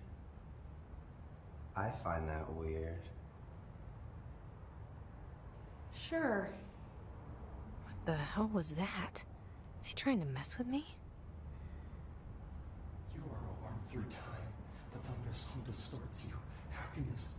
Maybe Dylan's still in there. Maybe there's a way to reach him. I'd like to talk to my brother, please. Dylan? Dylan would like to tell you about a dream he had just now. This again? I was going to be the new director of this place. I helped you get a job here, so that we could be together. You were an office assistant. You'd make coffee and deliver the mail, and there was always plenty of work to do. And it stayed that way, forever and ever. It was nice. Really nice. That's debatable. But here's the strange thing.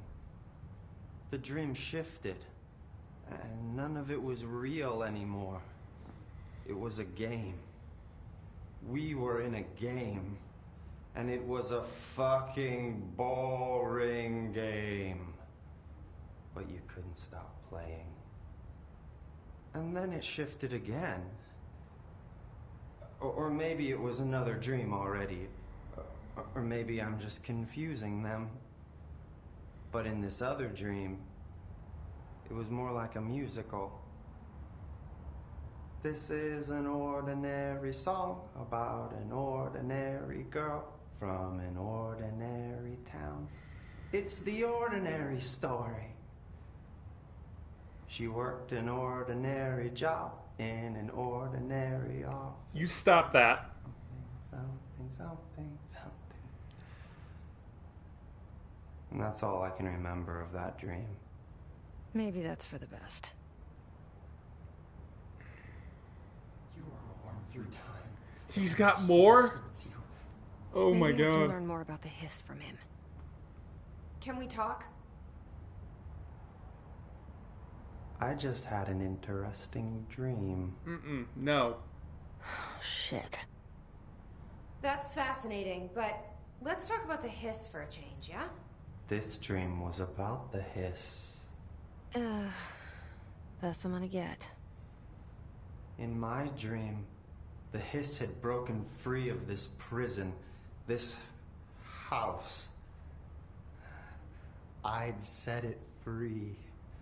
And the president himself was there to welcome us. He was the first one to take the hiss in. Spread the word. At first, many people thought it was horrifying. Because it is horrifying. That he was horrifying. Because it is horrifying. But also, many people who heard his words wanted to welcome the hiss in. And slowly, more and more of them came around until the whole world was brought together by the hiss. It was wonderful. No, it wasn't. Okay. Thanks for sharing that. For the record, that will never happen. Not as long as I'm alive. The thunderstorm distorts you. You still got more. Maybe I'm just here to punish myself. Any new dreams you'd like to share, Dylan? I'm glad you asked, sister. This dream, like all dreams now, felt very real. Like reality. And reality now feels like a dream. Who are you to say Maybe otherwise? it's all a dream. Maybe it's all real. Dream where my brother endlessly tells me about his dreams. I was in a dark place, and there was a dark man there. His name was Mr. Door, and he told me that there are many worlds, side by side, on top of each other, some inside of others. In one world, there was a writer who wrote a story about a cop. In another world, the cop was real. Dor said he himself was in all of them at the same time, endlessly shifting between them. I asked him how I could reach these worlds. I wanted to bring the hiss there. But he didn't want to help me. Good on He Mr. didn't Door. like the idea. What did he know? Not wild about the idea myself. Through time, the thunderstorm distorts you. Here we go again. Once more with feeling. Let me guess. You want to tell me about your dream? Yes.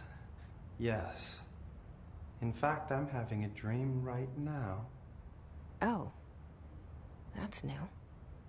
In this dream, I'm standing in the corner watching Jesse and Dylan talk about this very dream. This very dream! He said just now! And repeated it again now!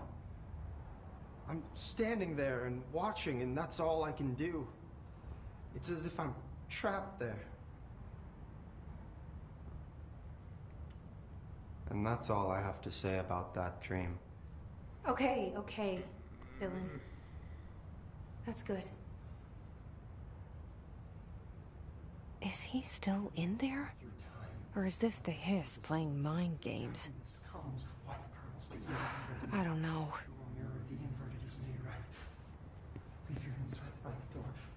That's it. That's it. Is there anything up there? We stand around while you dream. You can almost hear our words, but you forget. This happens more and more.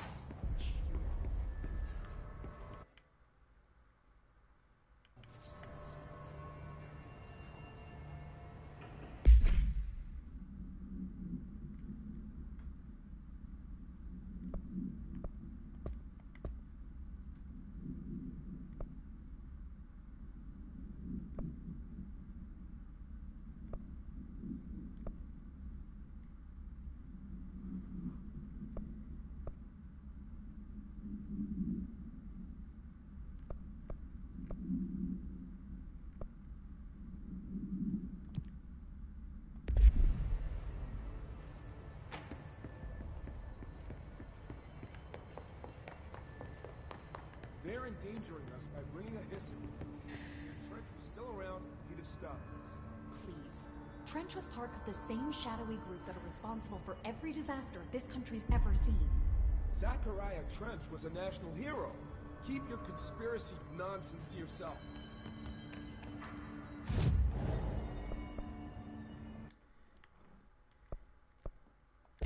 Oh,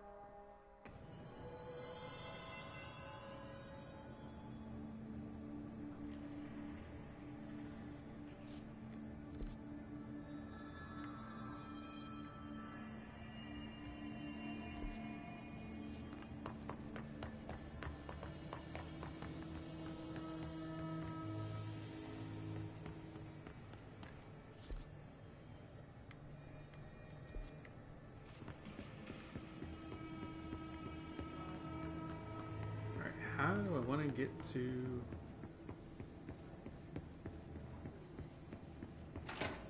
Containment. Can I go through here for it? Oh! Apparently I can.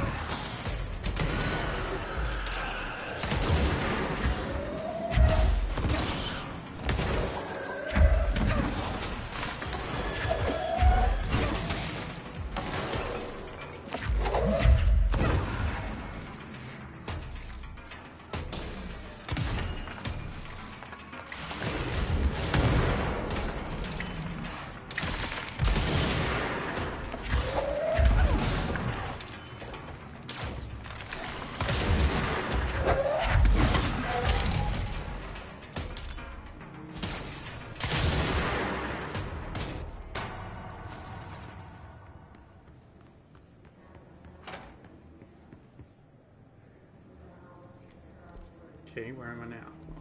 Still in logistics.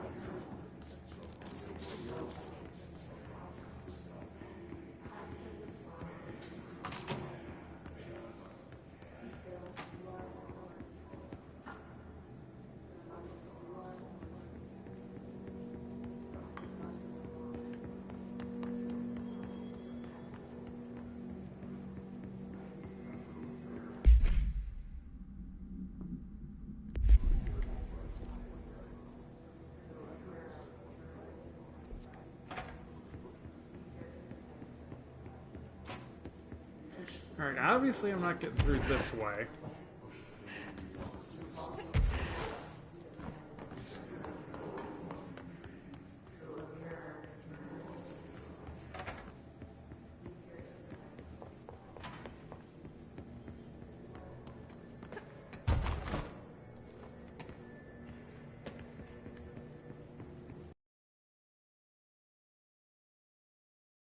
Oh, hi.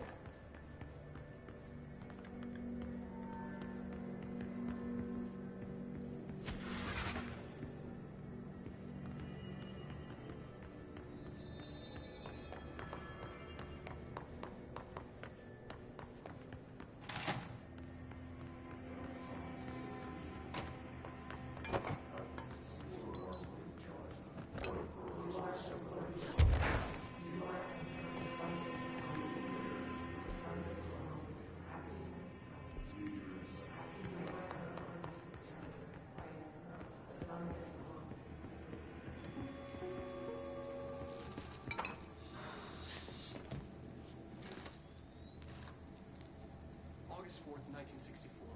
We discovered the oldest house while investigating a suspected altered world event case in the New York City subway tunnels. The agents found their way up into the building. Once we became aware of it, it was there. For the rest of the population, it was hiding in plain sight. A slippery blind spot, seemingly discouraging observation. It's a place of power. An ongoing AWE of its own, seemingly adhering to its physical outer constraints and yet constantly breaking the known boundaries of reality. It's unstable, shifting. Note, for more details on control points and the research and process to stabilize and secure the core sectors, refer to a separate presentation. After extensive research and investigation, the Bureau made the building its headquarters on November 13th, 1968. The Federal Bureau of Control was never out in the open. This was always an obfuscated, classified top-secret operation. So imagine our surprise when the building's observation-resistant aspects began in some unquantifiable way to affect the Bureau as a whole.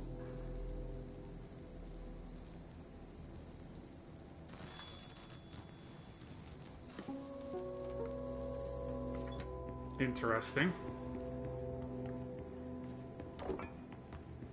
Not what I'm here for, though.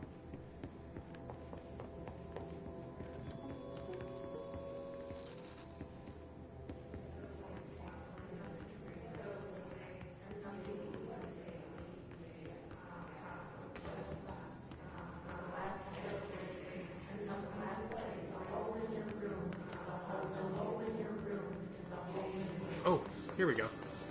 Thank you.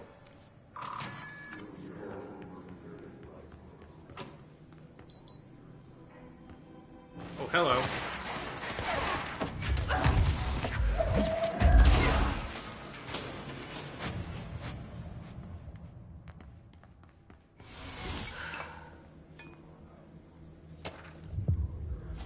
Sulfur mirror supplement. No.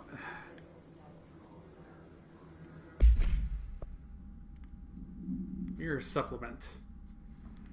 Background. She was admitted to a mental ward for emotional instability soon after relocating to Illinois with her family in 1914.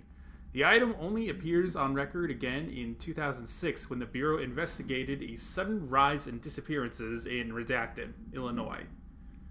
Agents found the item hanging in the local library. They contained it quickly, though the missing people of the town were never recovered.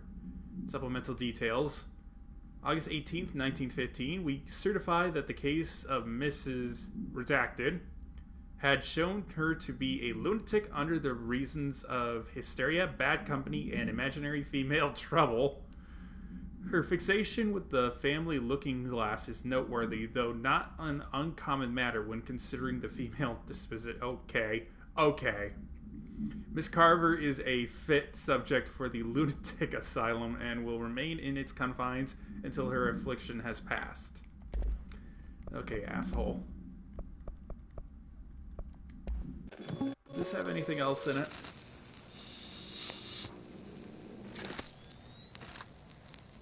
August 4th, 1964. We discovered the oldest house while investigating a suspected altered world event case in the New York City subway tunnels.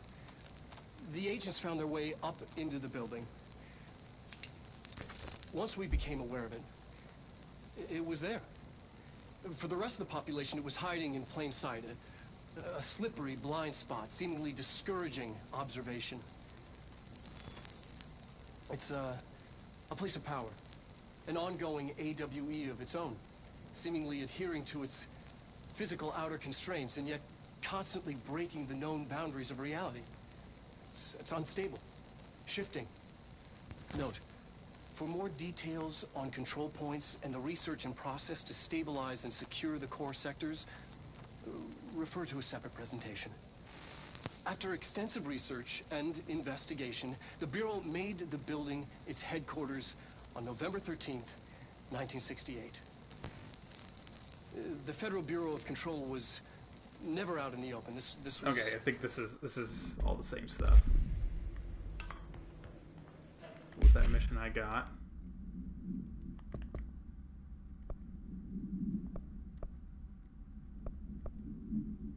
Self-reflection. Jesse learns of a secure altered item chamber in the Synchronicity Lab.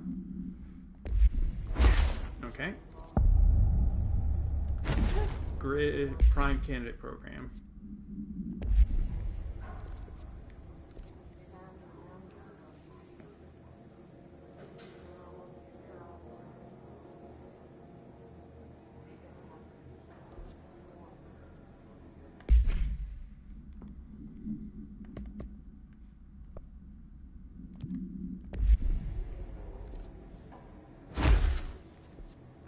Define new prime candidates.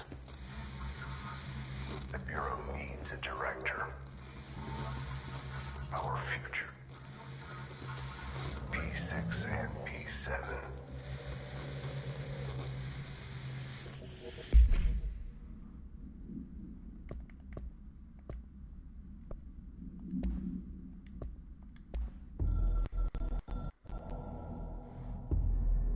After North Moore stepped down, I doubled every effort to find new prime candidates. There was no one. No one but me. That wasn't good enough. I pushed hard. I never wanted the Bureau to end up in that situation again. The Bureau needs a director. Always. When my time reaches an end, I want more options on the table. P1 through P5 were all false leads, dead ends, and disappointments. Then P6, Dylan Faden. He fell into our arms. No parents, they're gone, casualties of an AWE. The boy has exceptional talent. The oldest house will be his home. We'll build him from the ground up. He'll be trained and taken care of. Darling can be in charge of this project.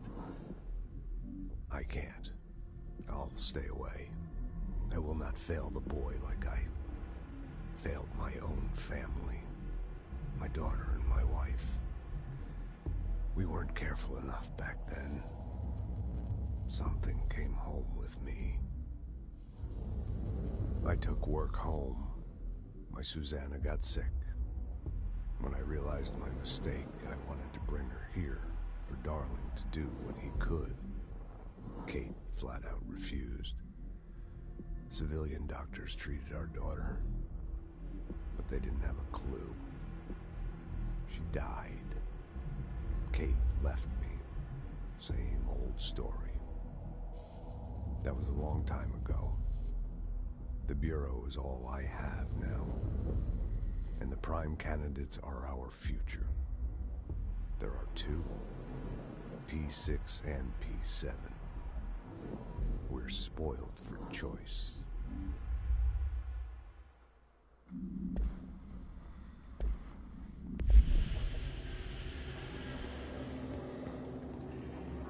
Oh boy, this again.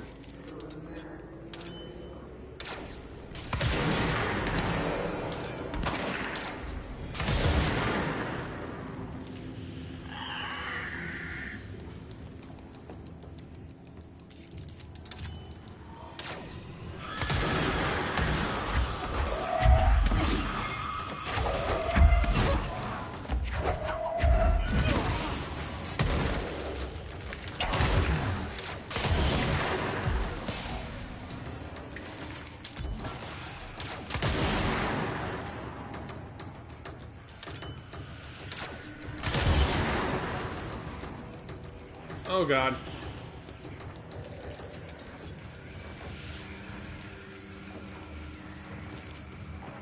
Need that health.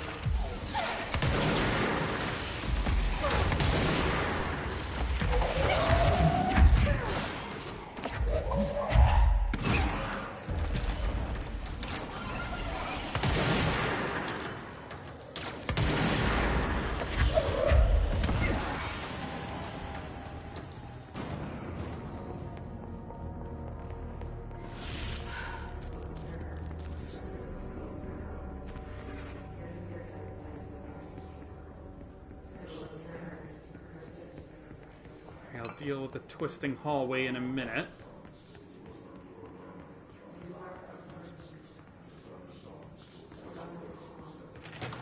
I wish things had gone differently in Ordinary for us. But wishing won't change things. Finding the projector will. Ordinary. There's so much coming together in this one case. A new object of power, something we have not seen before. I mean, coming from me, that's saying something. And the boy, Dylan Faden, Prime Candidate 6. And the sister as well. I mean, once we catch up with her, but the boy, so much potential. We're talking Northmore level readings here. And I don't want to invoke his name. It's completely different circumstances here. It's remarkable.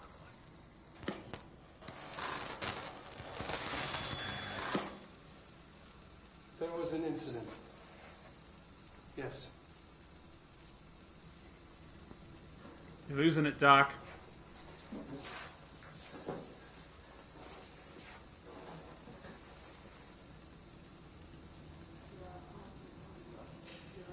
We lost a valuable member of our team, yes. Excessive force. Dylan has so much. But he's just a kid. I'll take the blame. He needs some slack. I mean, boys will be boys. He's exceptional and under a lot of stress. Oh, really?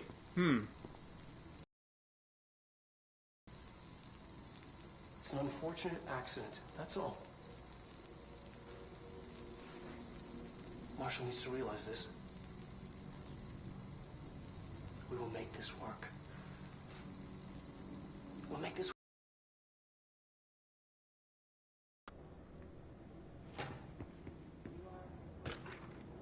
Dylan Faden transcript.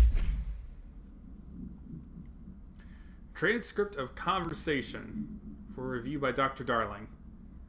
Note, subject was alone during this outburst.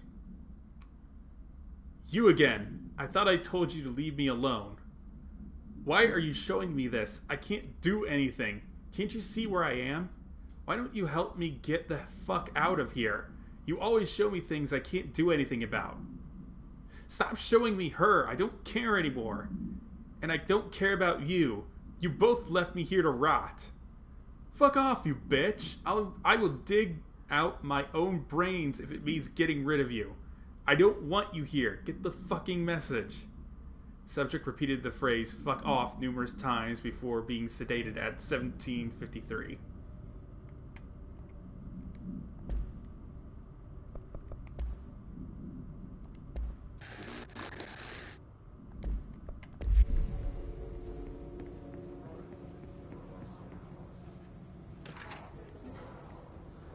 P6 victim autopsy.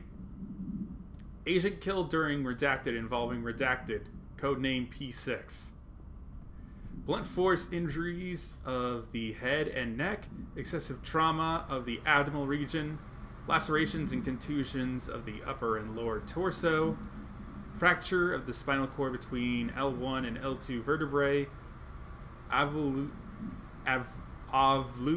fracture of the 3rd through 10th ribs, left and right, blunt force injuries of the extremities, abrasions, lacerations, contusions of the extremities, dislocation of left and right elbow, dislocation of left and right knee. Conclusion: after examination, it was determined that the cause of death was internal bleeding that occurred when the Redacted was contorted through his Redacted. Dylan's got some punch in him. Should probably take care of that sometime soon. Right? Right? Oh no. Not more of this.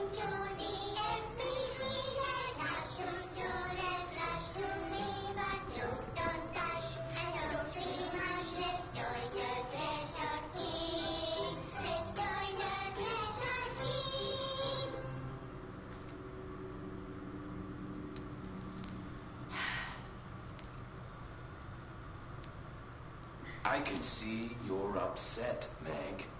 Why don't you tell Uncle Mr. Bones what's wrong? I did bad on my clairvoyance test. You can't ace every test, Meg. You see, everyone has different brains.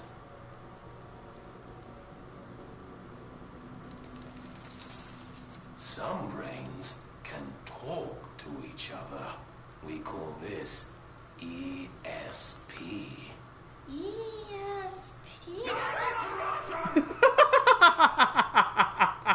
Some brains can lift objects like a baseball. Talk about a fly ball, eh, Meg?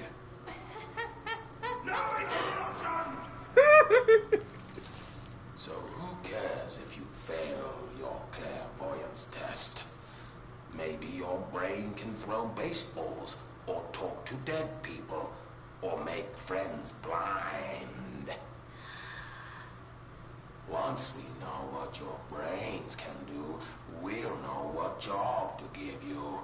And if your brains are just right, you'll get to sit in the big chair.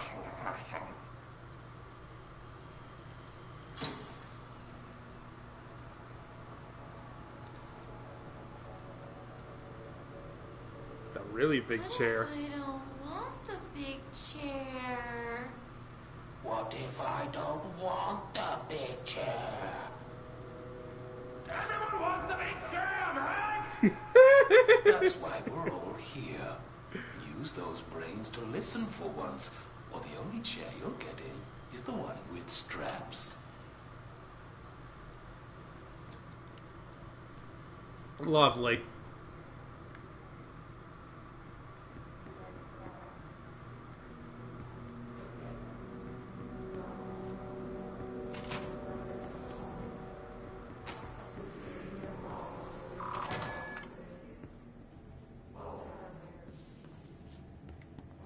I back at security?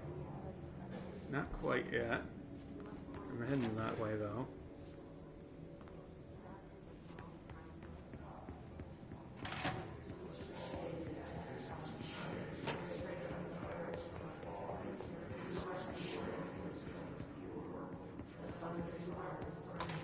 Is this what Dylan wanted me to see? It doesn't matter. We need to find that projector.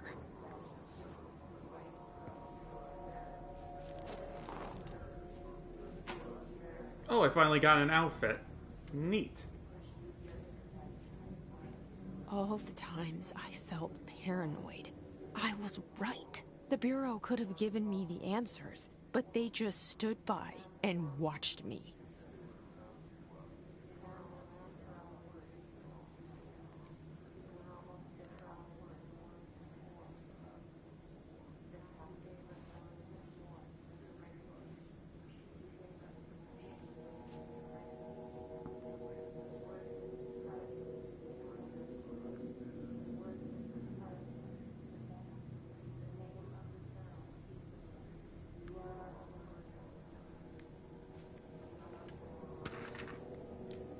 Jesse Faden movement tracking.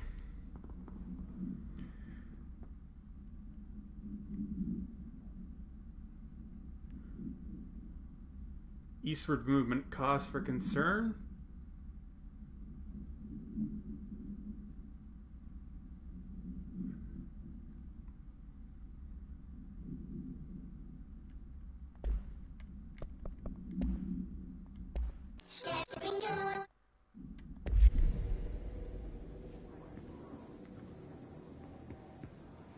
We used to play there all the time. Me and Dylan. And other kids as well. We loved it. This time, I remember, was different. We found a way in, deeper into it, like it had shifted. We went inside, and that's where we found the slide projector. A dump is a place for lost things. Things that have been thrown away. Did you ever feel that way when you were growing up, Jesse? What? No. Yes, but that has nothing to do with... Was there a slide projector at your home when you were small? No. Those were before your time, I suppose. But your family did look at photos together, maybe. In one form or the other? Maybe. When was this? Can you remember? At parties? Barbecues? How did it make you feel? Did your parents ever show pictures that embarrassed you?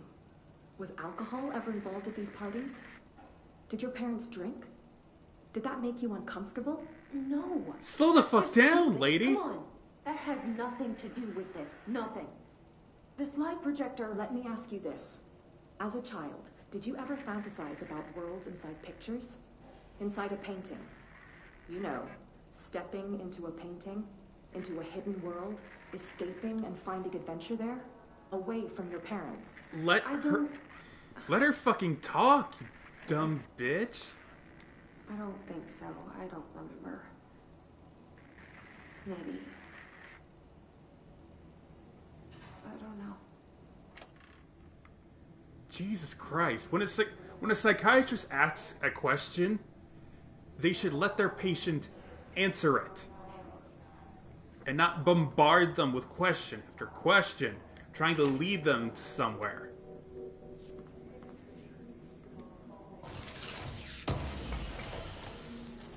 If a psychiatrist is doing more talking than the patient, something is probably wrong.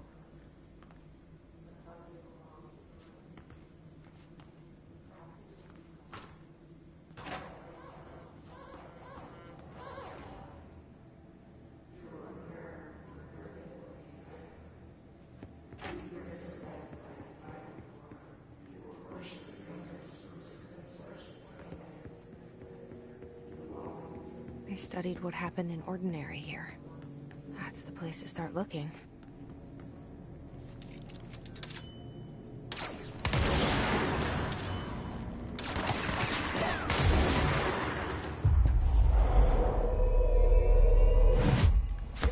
guys for letting me do that.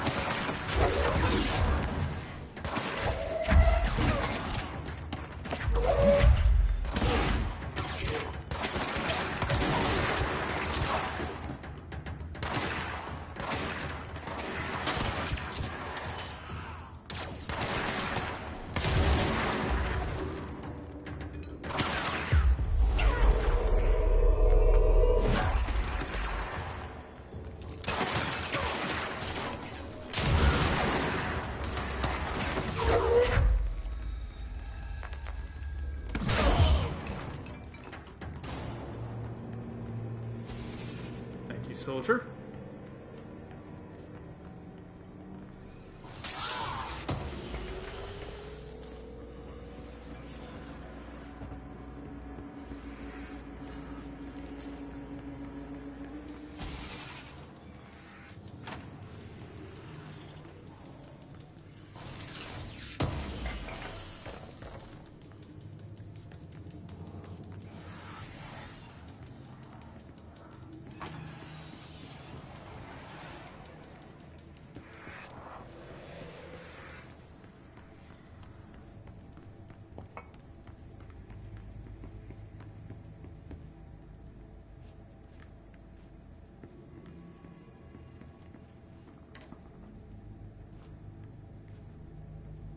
Ding.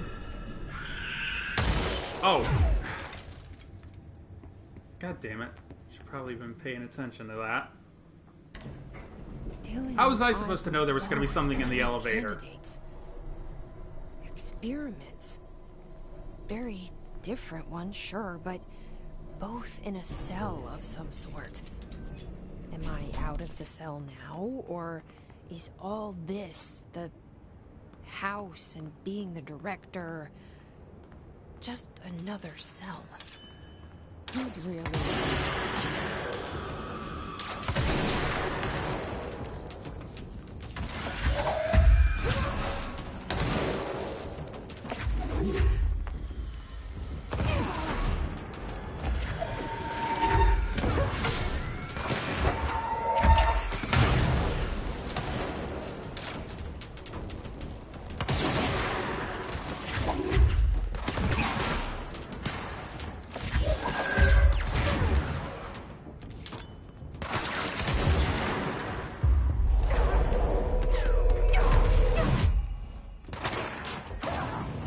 Oh, screw you. Oh god, when was the last checkpoint? Oh, find me in the Alps.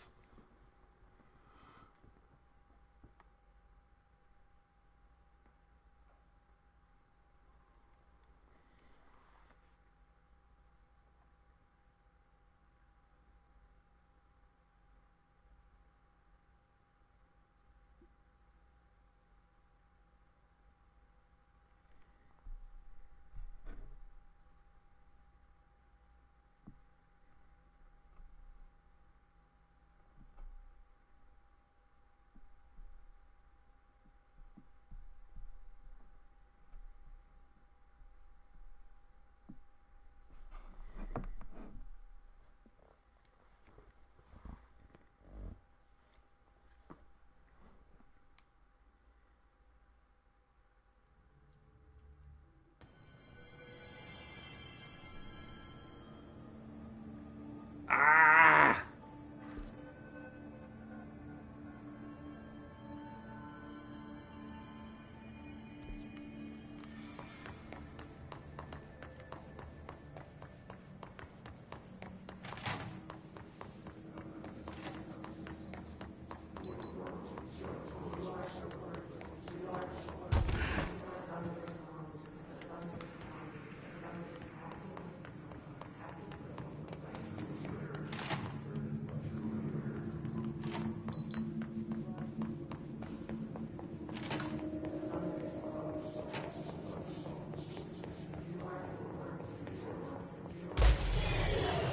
Nope.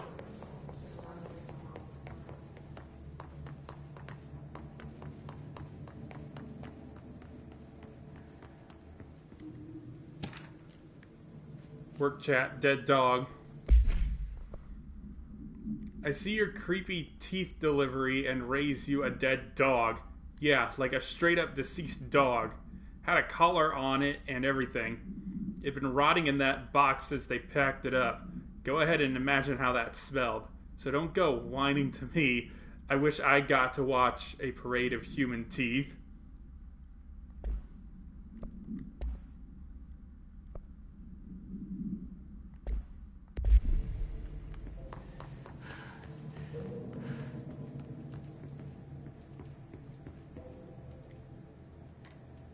Well, there better not be anyone in there this time.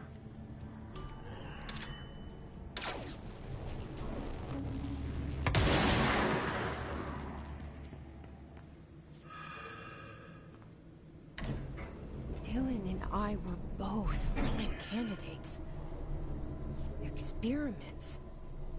Very different ones, sure, but both in a cell of some sort.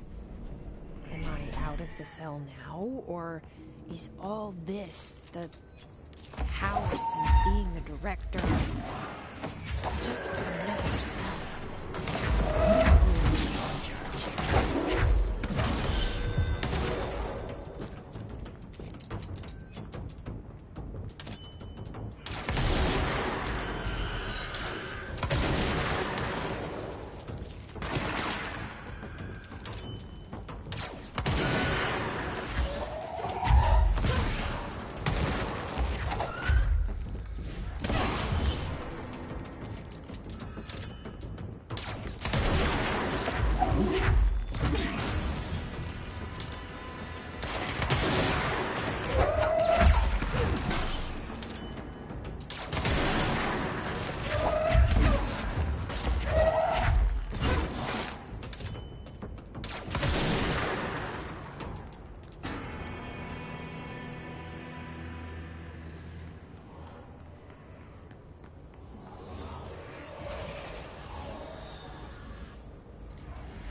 All y'all need to fuck out of here.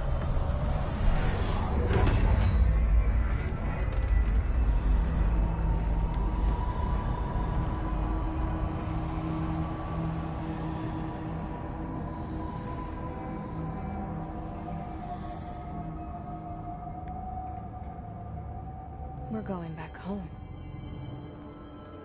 Of course we are. It started there, and it's never gone away.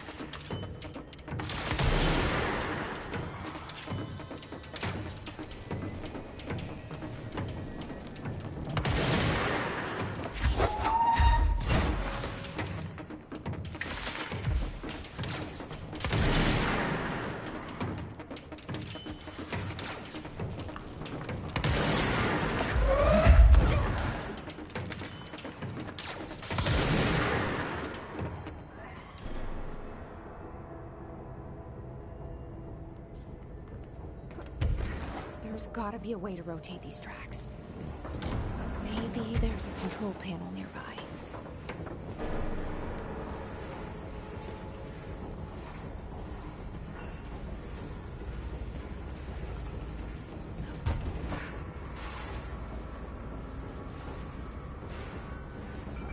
It's probably down on the lower level, knowing my luck. Oh, bridge operator.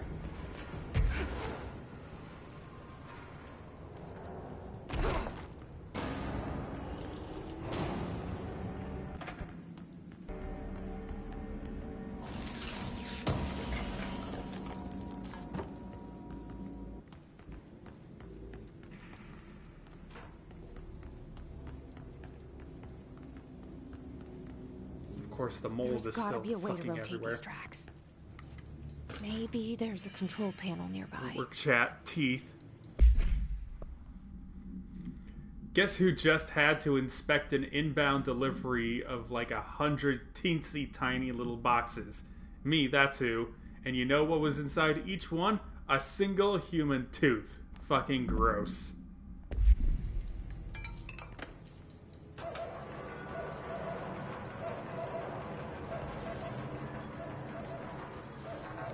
It won't rotate. Something's blocking it.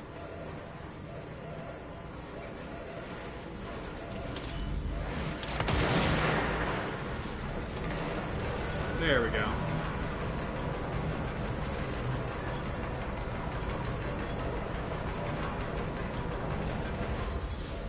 It won't rotate. Something's blocking it. More mold.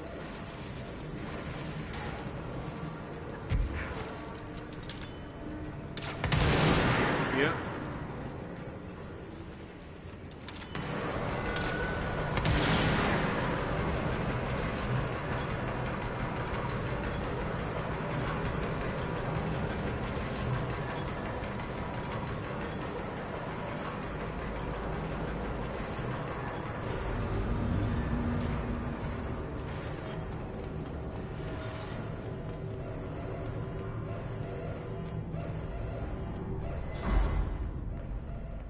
Going on a train ride.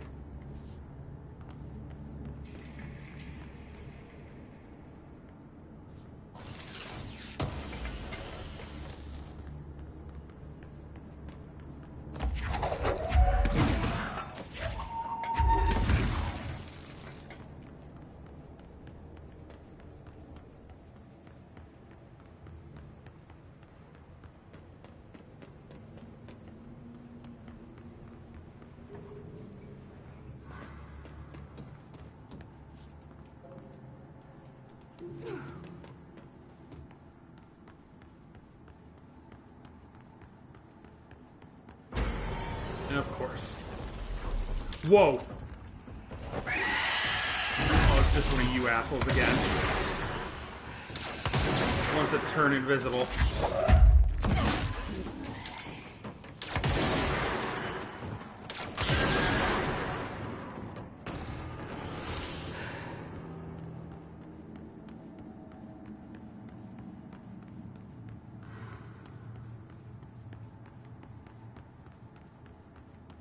Anything in here?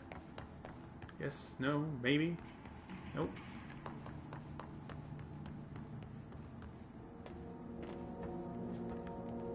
Oh.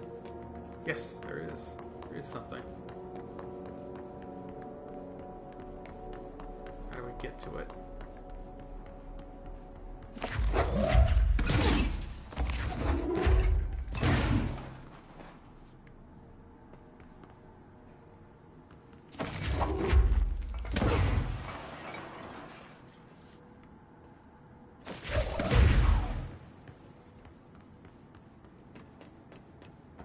I'm not getting to it.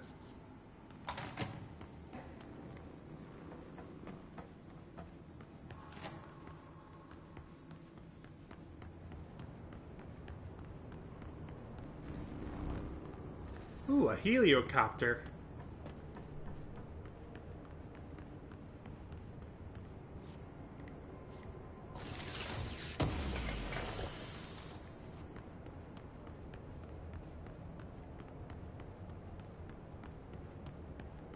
Oh, there's a generator port.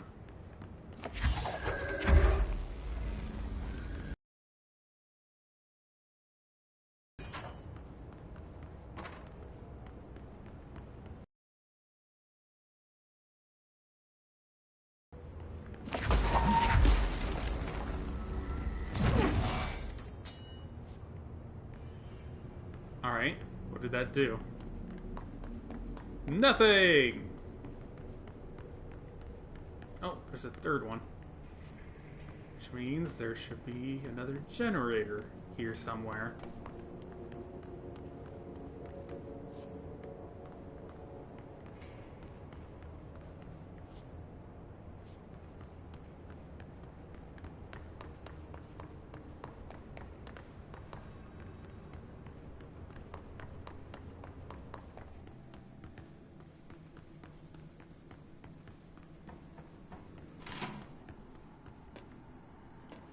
This is where it came from.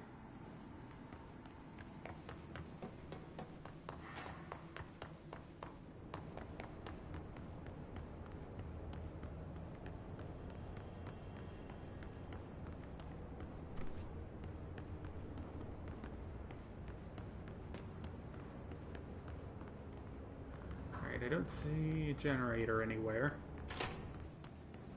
Oh! Here we go. Hang on, let me open this. Thank you.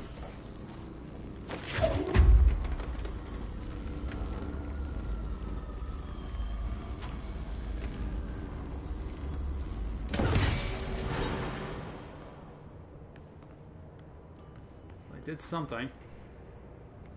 Is that the elevator? Hey, yes, it was the elevator.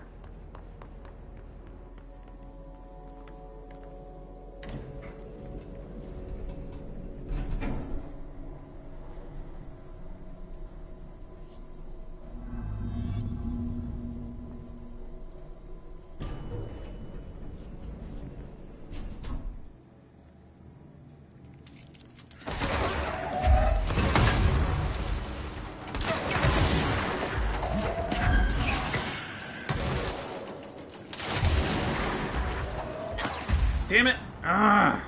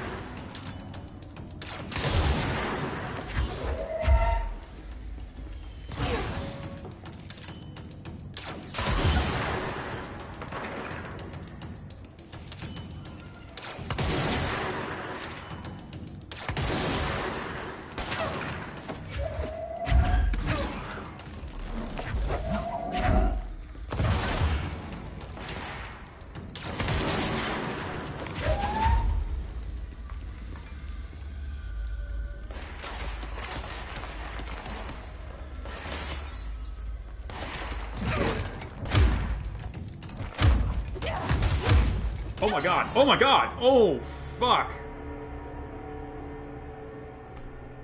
I was not expecting him to hit that hard. Oof.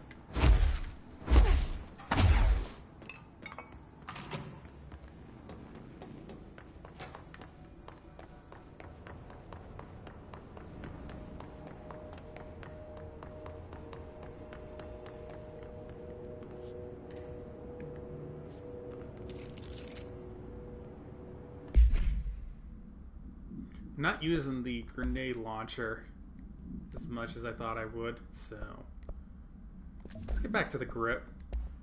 See if I can't. Yeah.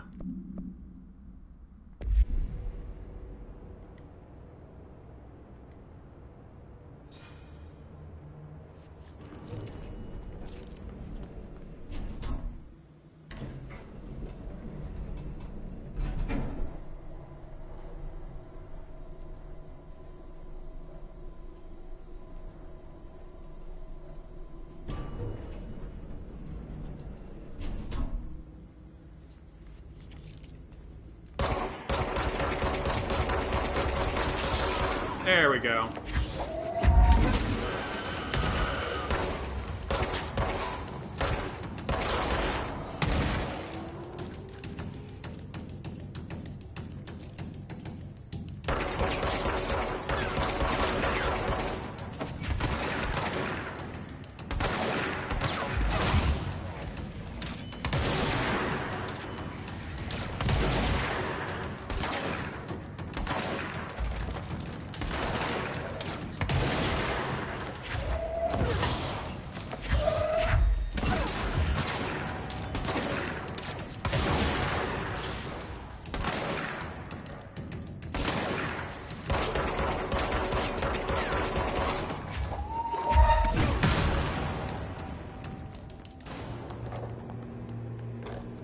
That's better.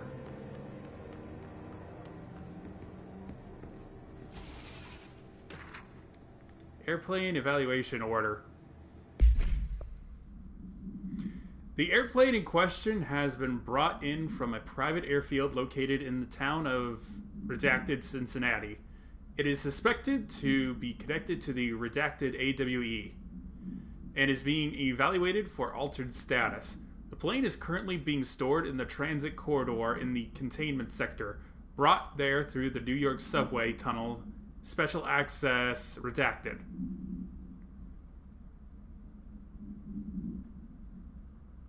The plane's black box is currently being evaluated for redacted, and initial readings have been taken by the research team, though no altered status has yet been detected.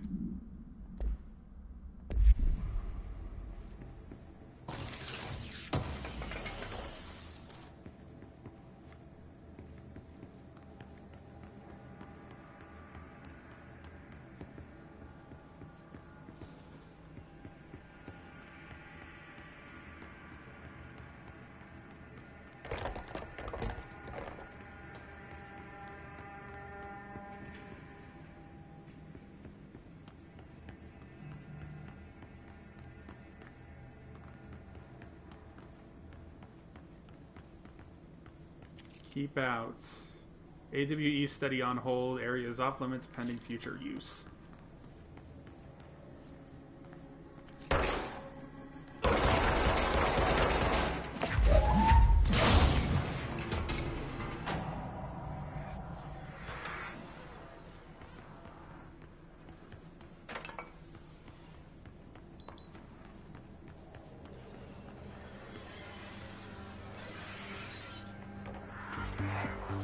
Listening to America Overnight, celebrating 29 years, shining a light in the shadows.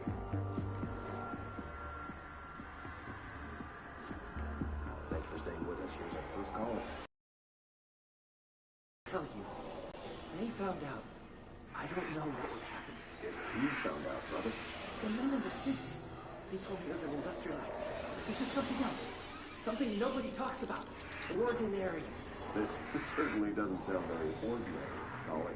No, not ordinary. Ordinary. It's a town. And it wasn't an industrial accident.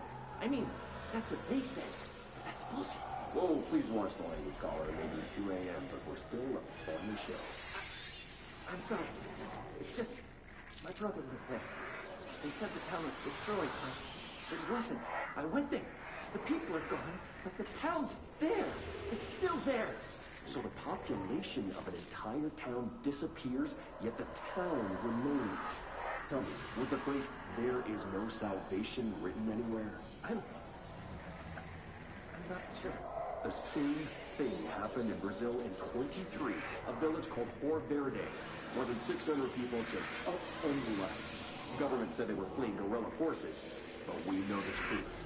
A mass abduction, as predicted by my regular guest, Dr. Quincy Wilder. Abduction? You mean aliens? That's bullshit! I know they're lying! Now I warned you about the language caller. I'm afraid we're gonna have to cut you off. Good timing too. It's time for a short break. Hang in there. America Overnight will be right back.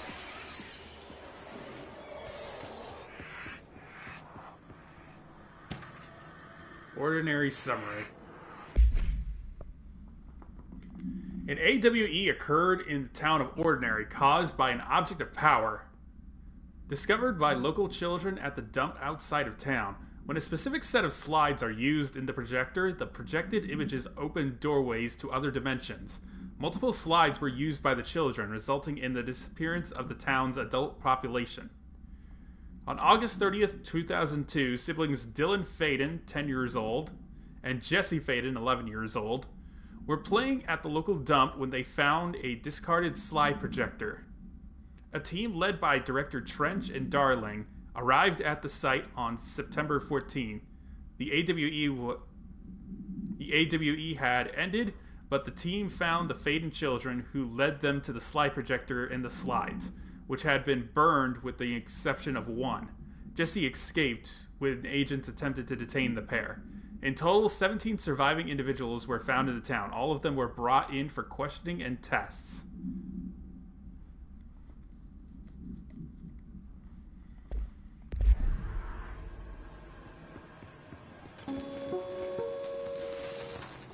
There is a curious correlation with the yet unknowable forces intruding upon our world, in the form of altered world events.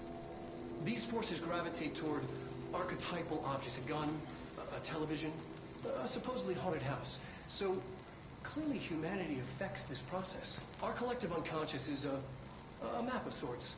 We hold the key, but we don't know how to use it. We create these archetypes through everyday life, popular culture, urban legends, but we are observing and influencing a complicated system in action.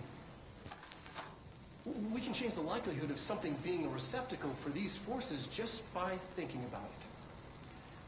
But we haven't found a method to control the outcome. And yet, there's something unique in us, in our dreams, in the conceptual reality with power with our minds. What's the cause and what's the effect? Are we the starting point or just a necessary evil in this? A byproduct, a reflection, a projection? We'll struggle to find the answers to these hard questions, or die trying. Careful what you wish for, Doc. Ordinary AWE Stage 4A. Jesse and me followed the dung monkeys to the cave. There was a lot of them. More of the kids from town had joined up. It was really scary. Jesse grabbed the projector, and we ran as fast as we could. They chased us. I fell and hurt my knee. Jesse tried to help me, but the dung monkeys were coming. They were just about to get us, but then Neil showed up. Neil looked like a dog, like a melted dog, but I knew it was him. Neil said a lot of times he didn't like being a boy because Tom just beat him up. I think he liked being a dog. Dylan Faden, 2002. The projector wouldn't turn off, so we changed the slide to the hand. I heard her immediately. She promised to help. Jesse Faden, therapy session 2010. Jesse said we should call her Polaris. It's because she was doing stars at school. Dylan Faden. Extrapolated information. Additional slide designation hand is verified and in Bureau possession. Unconfirmed existence of paranatural entity designation Dog Neil.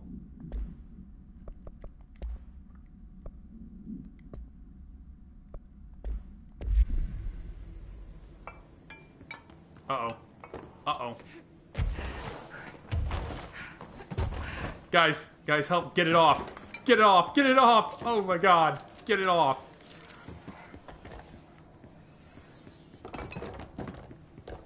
Ah.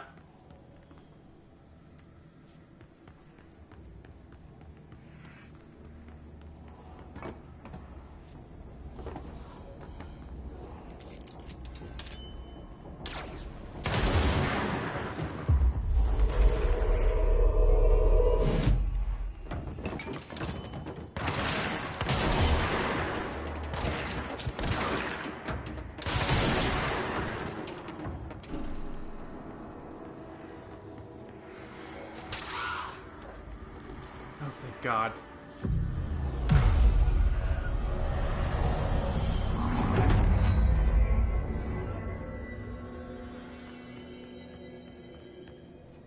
Annual evaluation of Dylan Faden, formerly P6, performed by Dr. Carla Vaughn. The questions asked here correspond to the 5th iteration of the Gunner's psychological assessment. Are you ready, Dylan? Let's begin then. In a single word, describe the world around you. Where's Casper? Dr. Darling is out of the building today. He's never out. He didn't want to come, did he? He never visits, not since Roberts. Tell Darling it wasn't my fault. I couldn't control it yet, but I can now. I learned. Will you tell him? In a single word, describe the world around you. A prison. A cold, empty prison. Not even a poster on the wall. Mm-hmm. What is the next number in the sequence 3, 6, 9, 12, 15? 18. What day is it today? How the hell would I know? It's not like you give me a calendar. You find a rabbit in the woods. It is breathing, but not moving. You cannot see any blood. What do? Leave it. Expand on that. It doesn't matter. The rabbit's not real. None of it's real. What day is it today? Do you enjoy asking people questions that can't be answered? Is this what gets you up in the morning? What you dreamed of doing as a scared, stupid little girl? Can you describe a dog to me? In Ordinary, we had a friend. Nosebleed Neil. And when it all went crazy, you know what I mean. Nosebleed Neil turned into a dog. Or something like a dog. What day is it tomorrow? Fuck off! I don't know! There is no calendar! How can I fucking know? Dylan, calm down. Fuck you! Fuck you and fuck Casper! Hey! Are you watching this, you old fuck? Did you send your bitch because you're too scared of me? Where is Casper? Security, get a team in here. I need...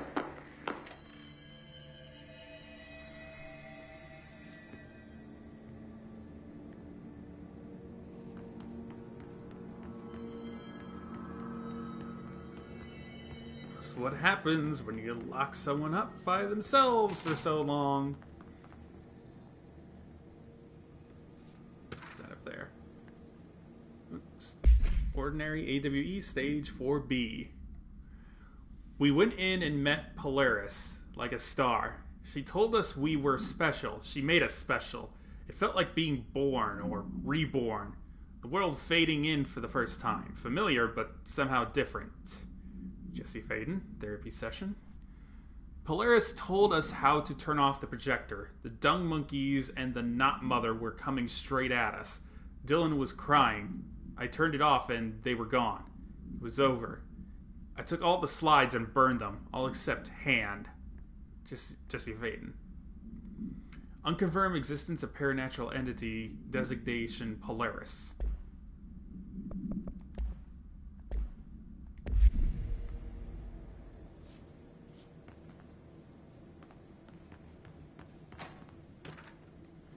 Ordinary AWE Stage 1B. The second slide we called the meadow, but it was really just an empty lot with a bunch of weeds. There was a shack and a phone line. It smelled like flowers there. It was powerful, intoxicating. We had crazy dreams there. It must have been because of the smell. I didn't like it. Didn't like losing control. In the dreams, everything was melting, and then when we'd come out, everything had melted around the projector. Jesse Faden. Neil was really into it. We found out he'd been coming there more and more on his own. Then Tom beat the secret out of Neil and found the projector. He and his goons took it. Just see Faden. We thought Neil had got lost inside the meadow when Tom changed the slide. But that's not what happened. Unconfirmed existence of additional slide. Designation meadow.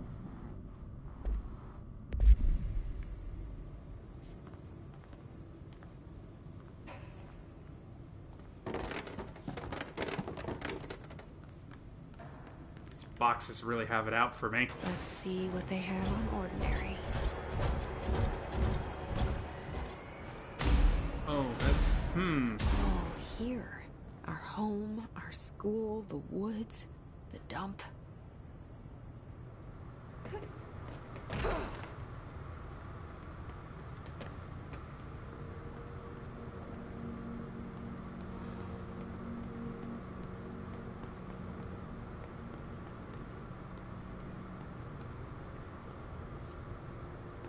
Stage 3.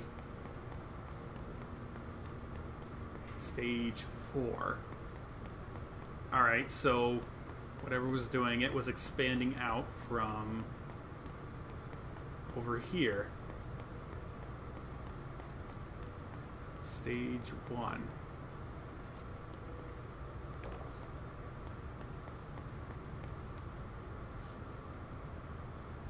So, out in the woods, there's a dump. That's where they found the slide projector. Oh! That was sudden. Okay, time to wreck ordinary.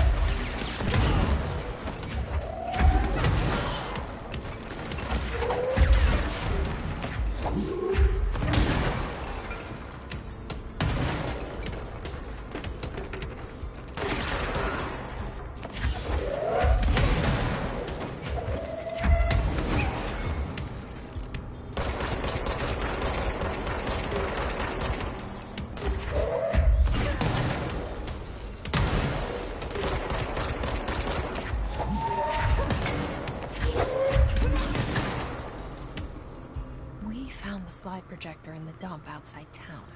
Did they recreate that too? Is that where they keep it?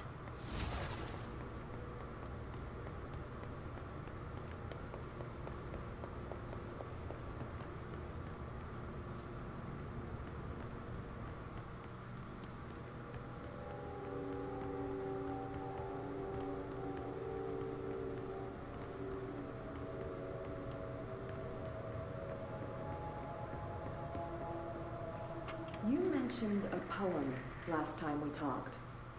By Thomas Xain? Yes. Beyond the shadow you settle for, there's a miracle illuminated. I looked the poem up. Only I couldn't find any poet by that name. I did find a European filmmaker who moved here in the 60s, named Thomas Xain. What? No matter. It suits you very well, the poem. How you see things. Maybe you wrote it yourself? I didn't. No matter. You've said a few times that you feel like there's a piece of you missing. Can we talk about that? Okay. Yeah, it's this... I feel an emptiness, a yearning for something that I think I lost. It's natural for you to feel that way. Your brother and your parents are dead. No! No. Dylan's not dead. And that's not even it. You're referring to the imaginary friend from your childhood? Polaris. She's come back. After a long time, she's calling me. In a dream I saw, she showed me things. Jesse, it felt more real than anything. As real as what happened in Ordinary. The industrial accident in your hometown that you believe Polaris caused. No, it wasn't an accident. There was no industrial accident, and Polaris didn't cause it. She saved me and Dylan. Jesse... No! It was a cover-up. The government knows about it. There were agents there. Agents from... I don't know exactly, but they took Dylan. I'll find them. I won't stop looking. Polaris wants me to go to New York. There's a building there. I have to leave soon. I have to be there at a very specific time. Something hugely important is going to happen. Jesse, you know we can't let you go until you're well. And that begins by understanding what's real and what's imagined. Oh,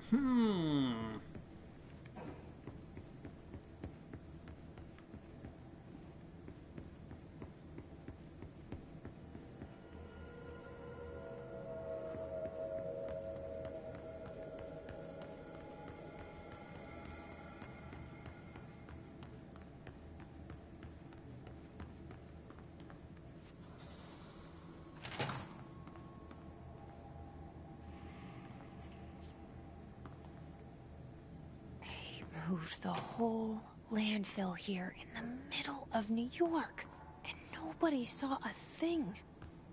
Pretty unbelievable. Dumb cessation of work order. By order of Dr. Darling, all work in the ordinary dump is to stop effective immediately. Resources will be allocated to the redacted department. Details will be forthcoming. This area will be sealed at the end of the month. Please remove all personal effects before that time. Any photographic slides, the type used in slide projectors, found in the area should be delivered to Dr. Darling immediately.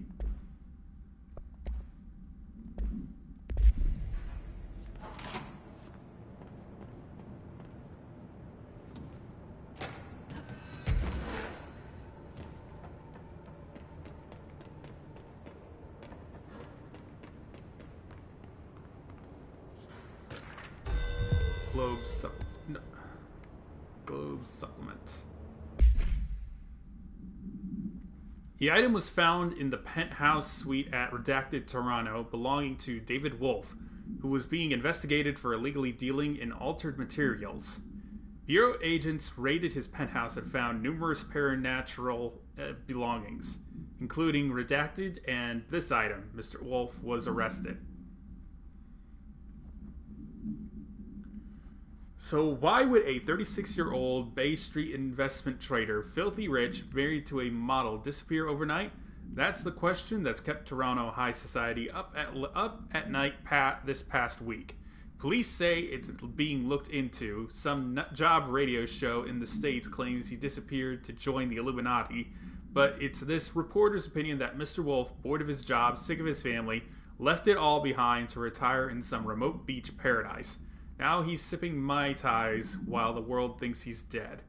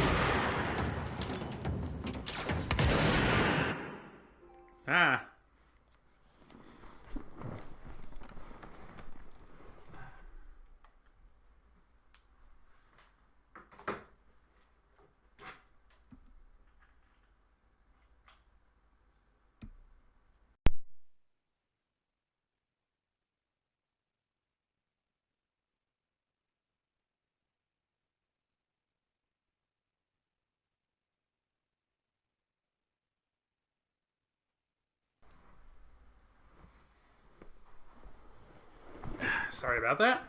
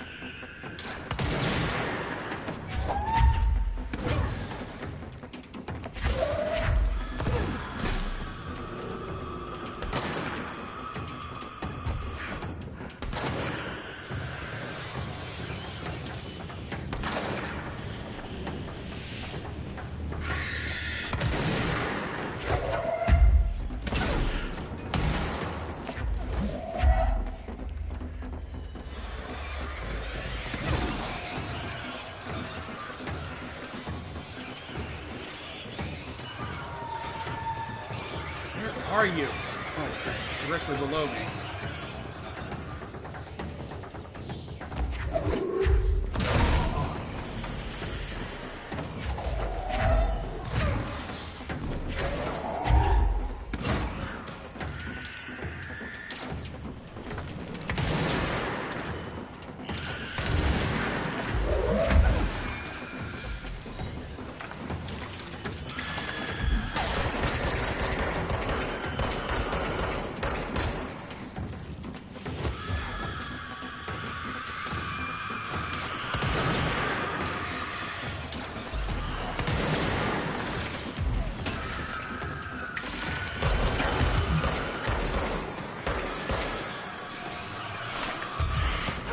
Damn it!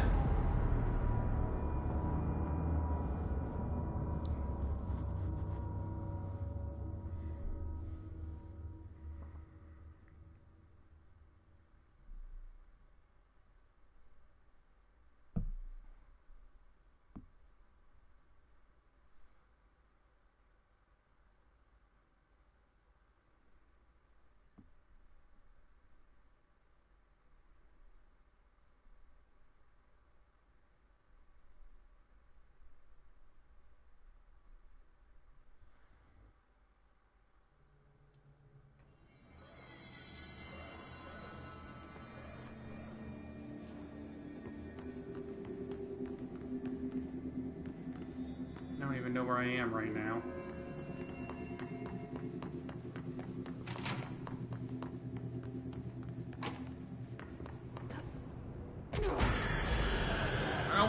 I don't want to deal with you guys.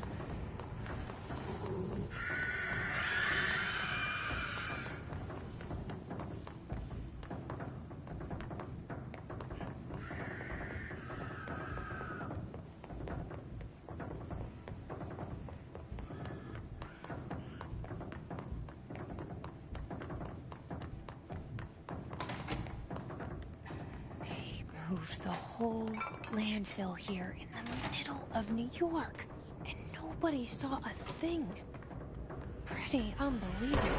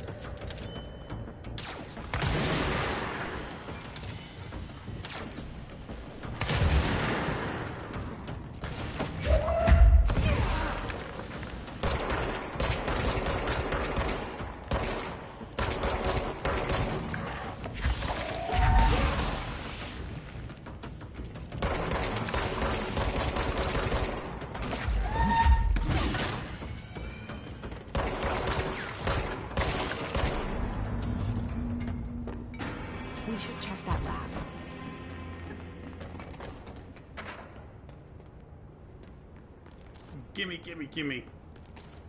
I don't know what I'm picking up, but just give it all to me.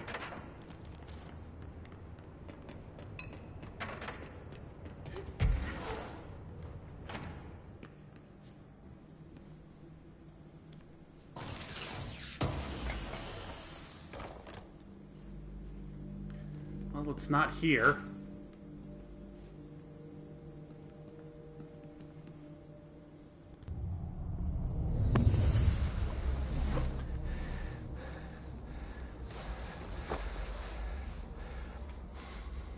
Effective immediately. I'm setting up a new department. Dimensional research in the research sector. Transferring the slide projector there. That's where my focus will be now. The ordinary site remains as is. We'll be back to... I don't know when.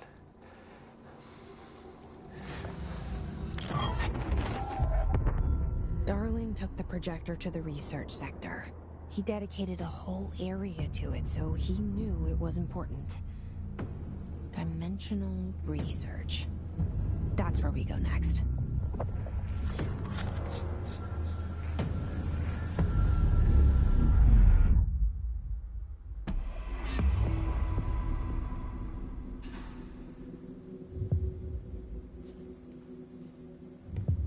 The finished tango.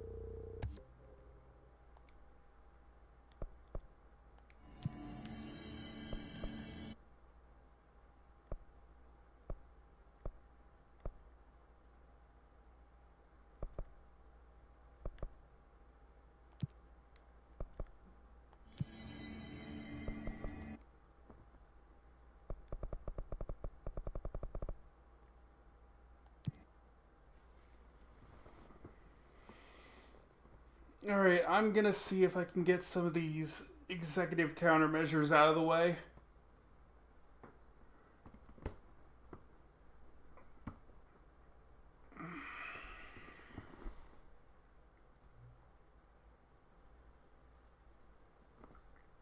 Hoping I get some good upgrades from them. Just want to make things a little more easier for myself going forward.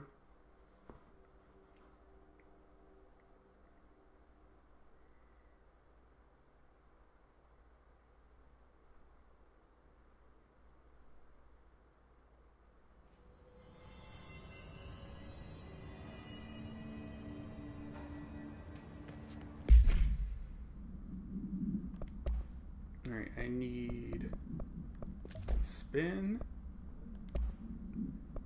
and charge.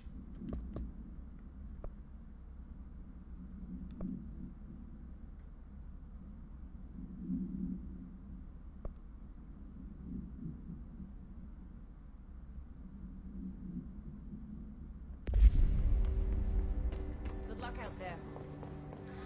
Darkness engulfed the elevator. There was something there, reaching for her, trying to make her act. It was a distress call.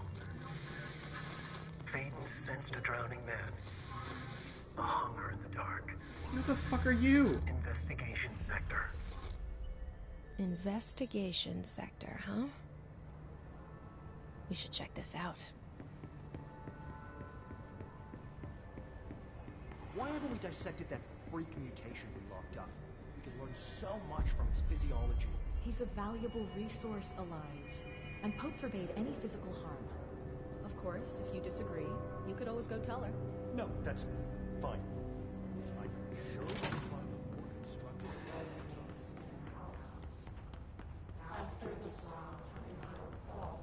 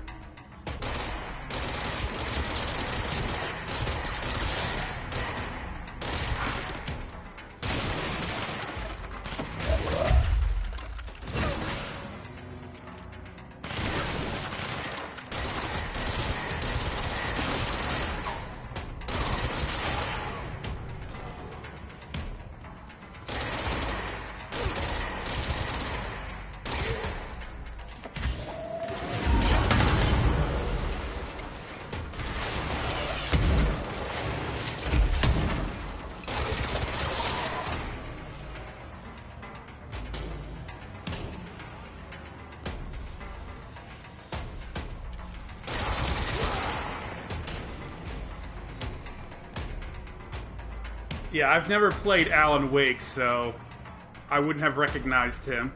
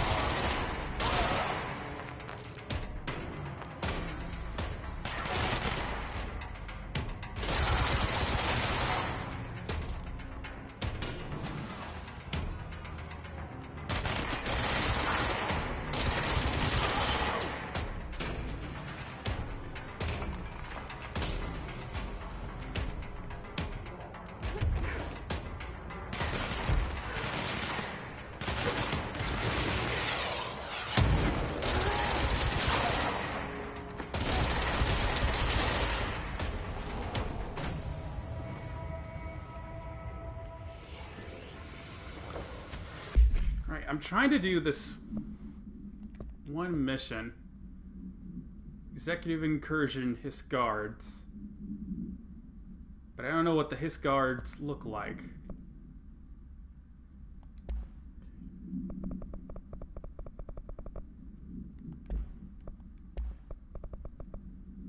Ah, here we go.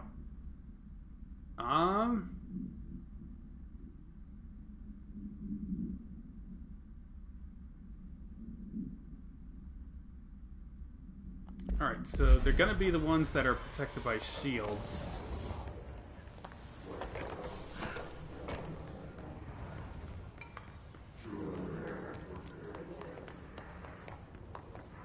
That's no normal piece of paper.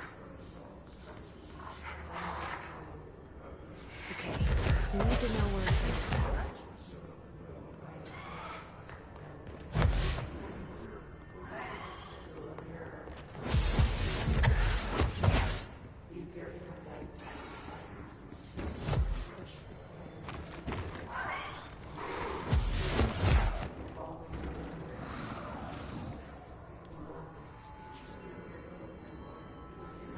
was this? I need to find the other pages. Oh, that's part of Langston's Runaways.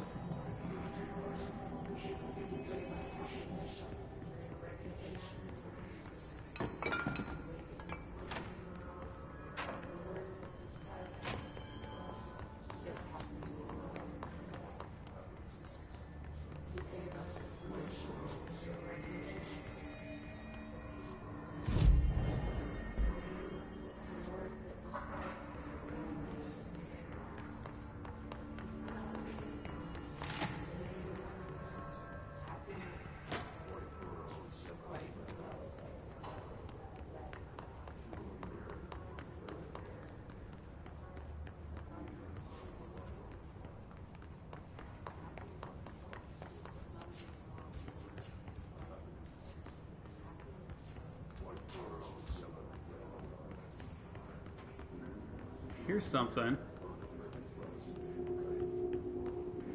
Oh, missed a file. Tamasi. Willow AWE outcome.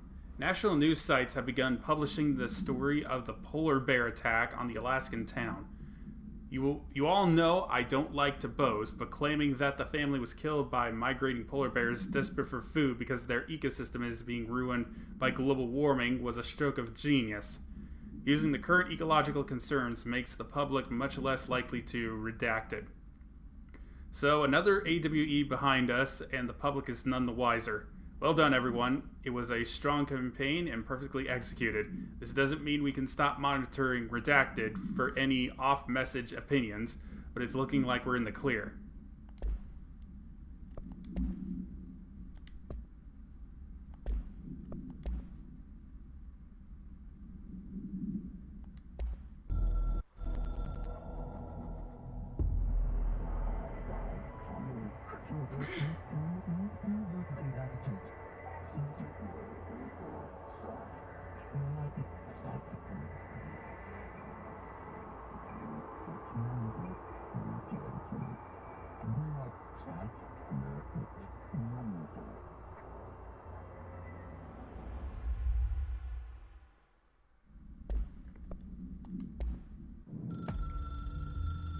Darkness engulfed the elevator.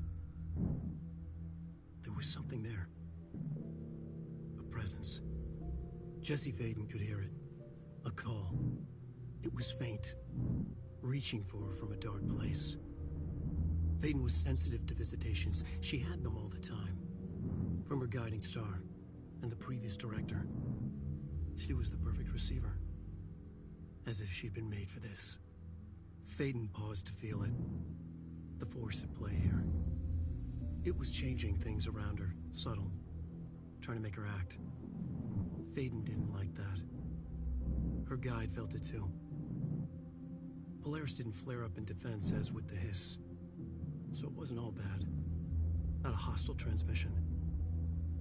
It was powerful, but it was coming from far away, and made weak because of the distance. It was a distress call. Faden sensed a drowning man. A man desperate to escape. She sensed something else, too. A hunger in the dark. Not unlike the hostile resonance. Waiting. She knew that desperate acts can have grim consequences. It was this, more than the man's despair, that made her follow the call. The elevator lights winked back on. The darkness receded like a memory. There was a new button on the elevator control panel. Investigation sector. Faden pressed the button. The elevator doors slid shut with practiced bravado.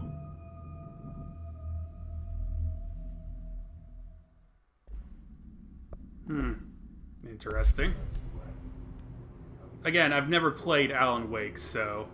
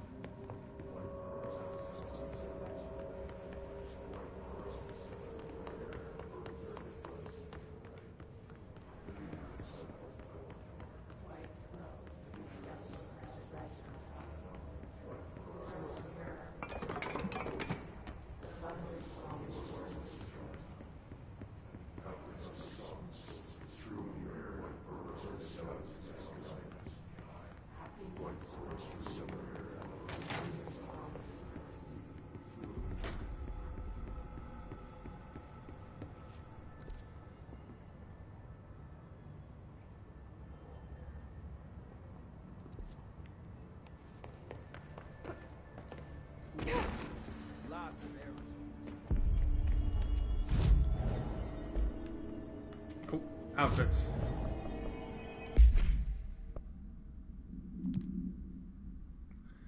Oh sure, the prison outfit. No thank you. I said no thank you.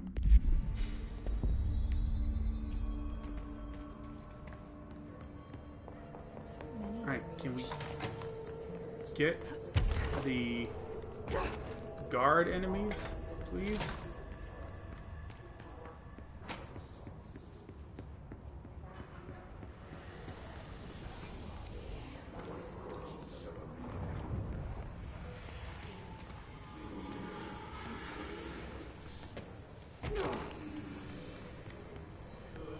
Are you just not going to show up here anymore?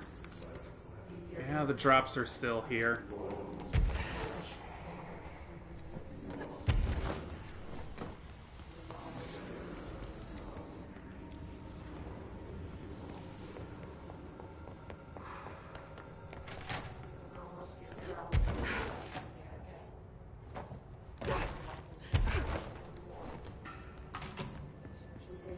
More questions than answers.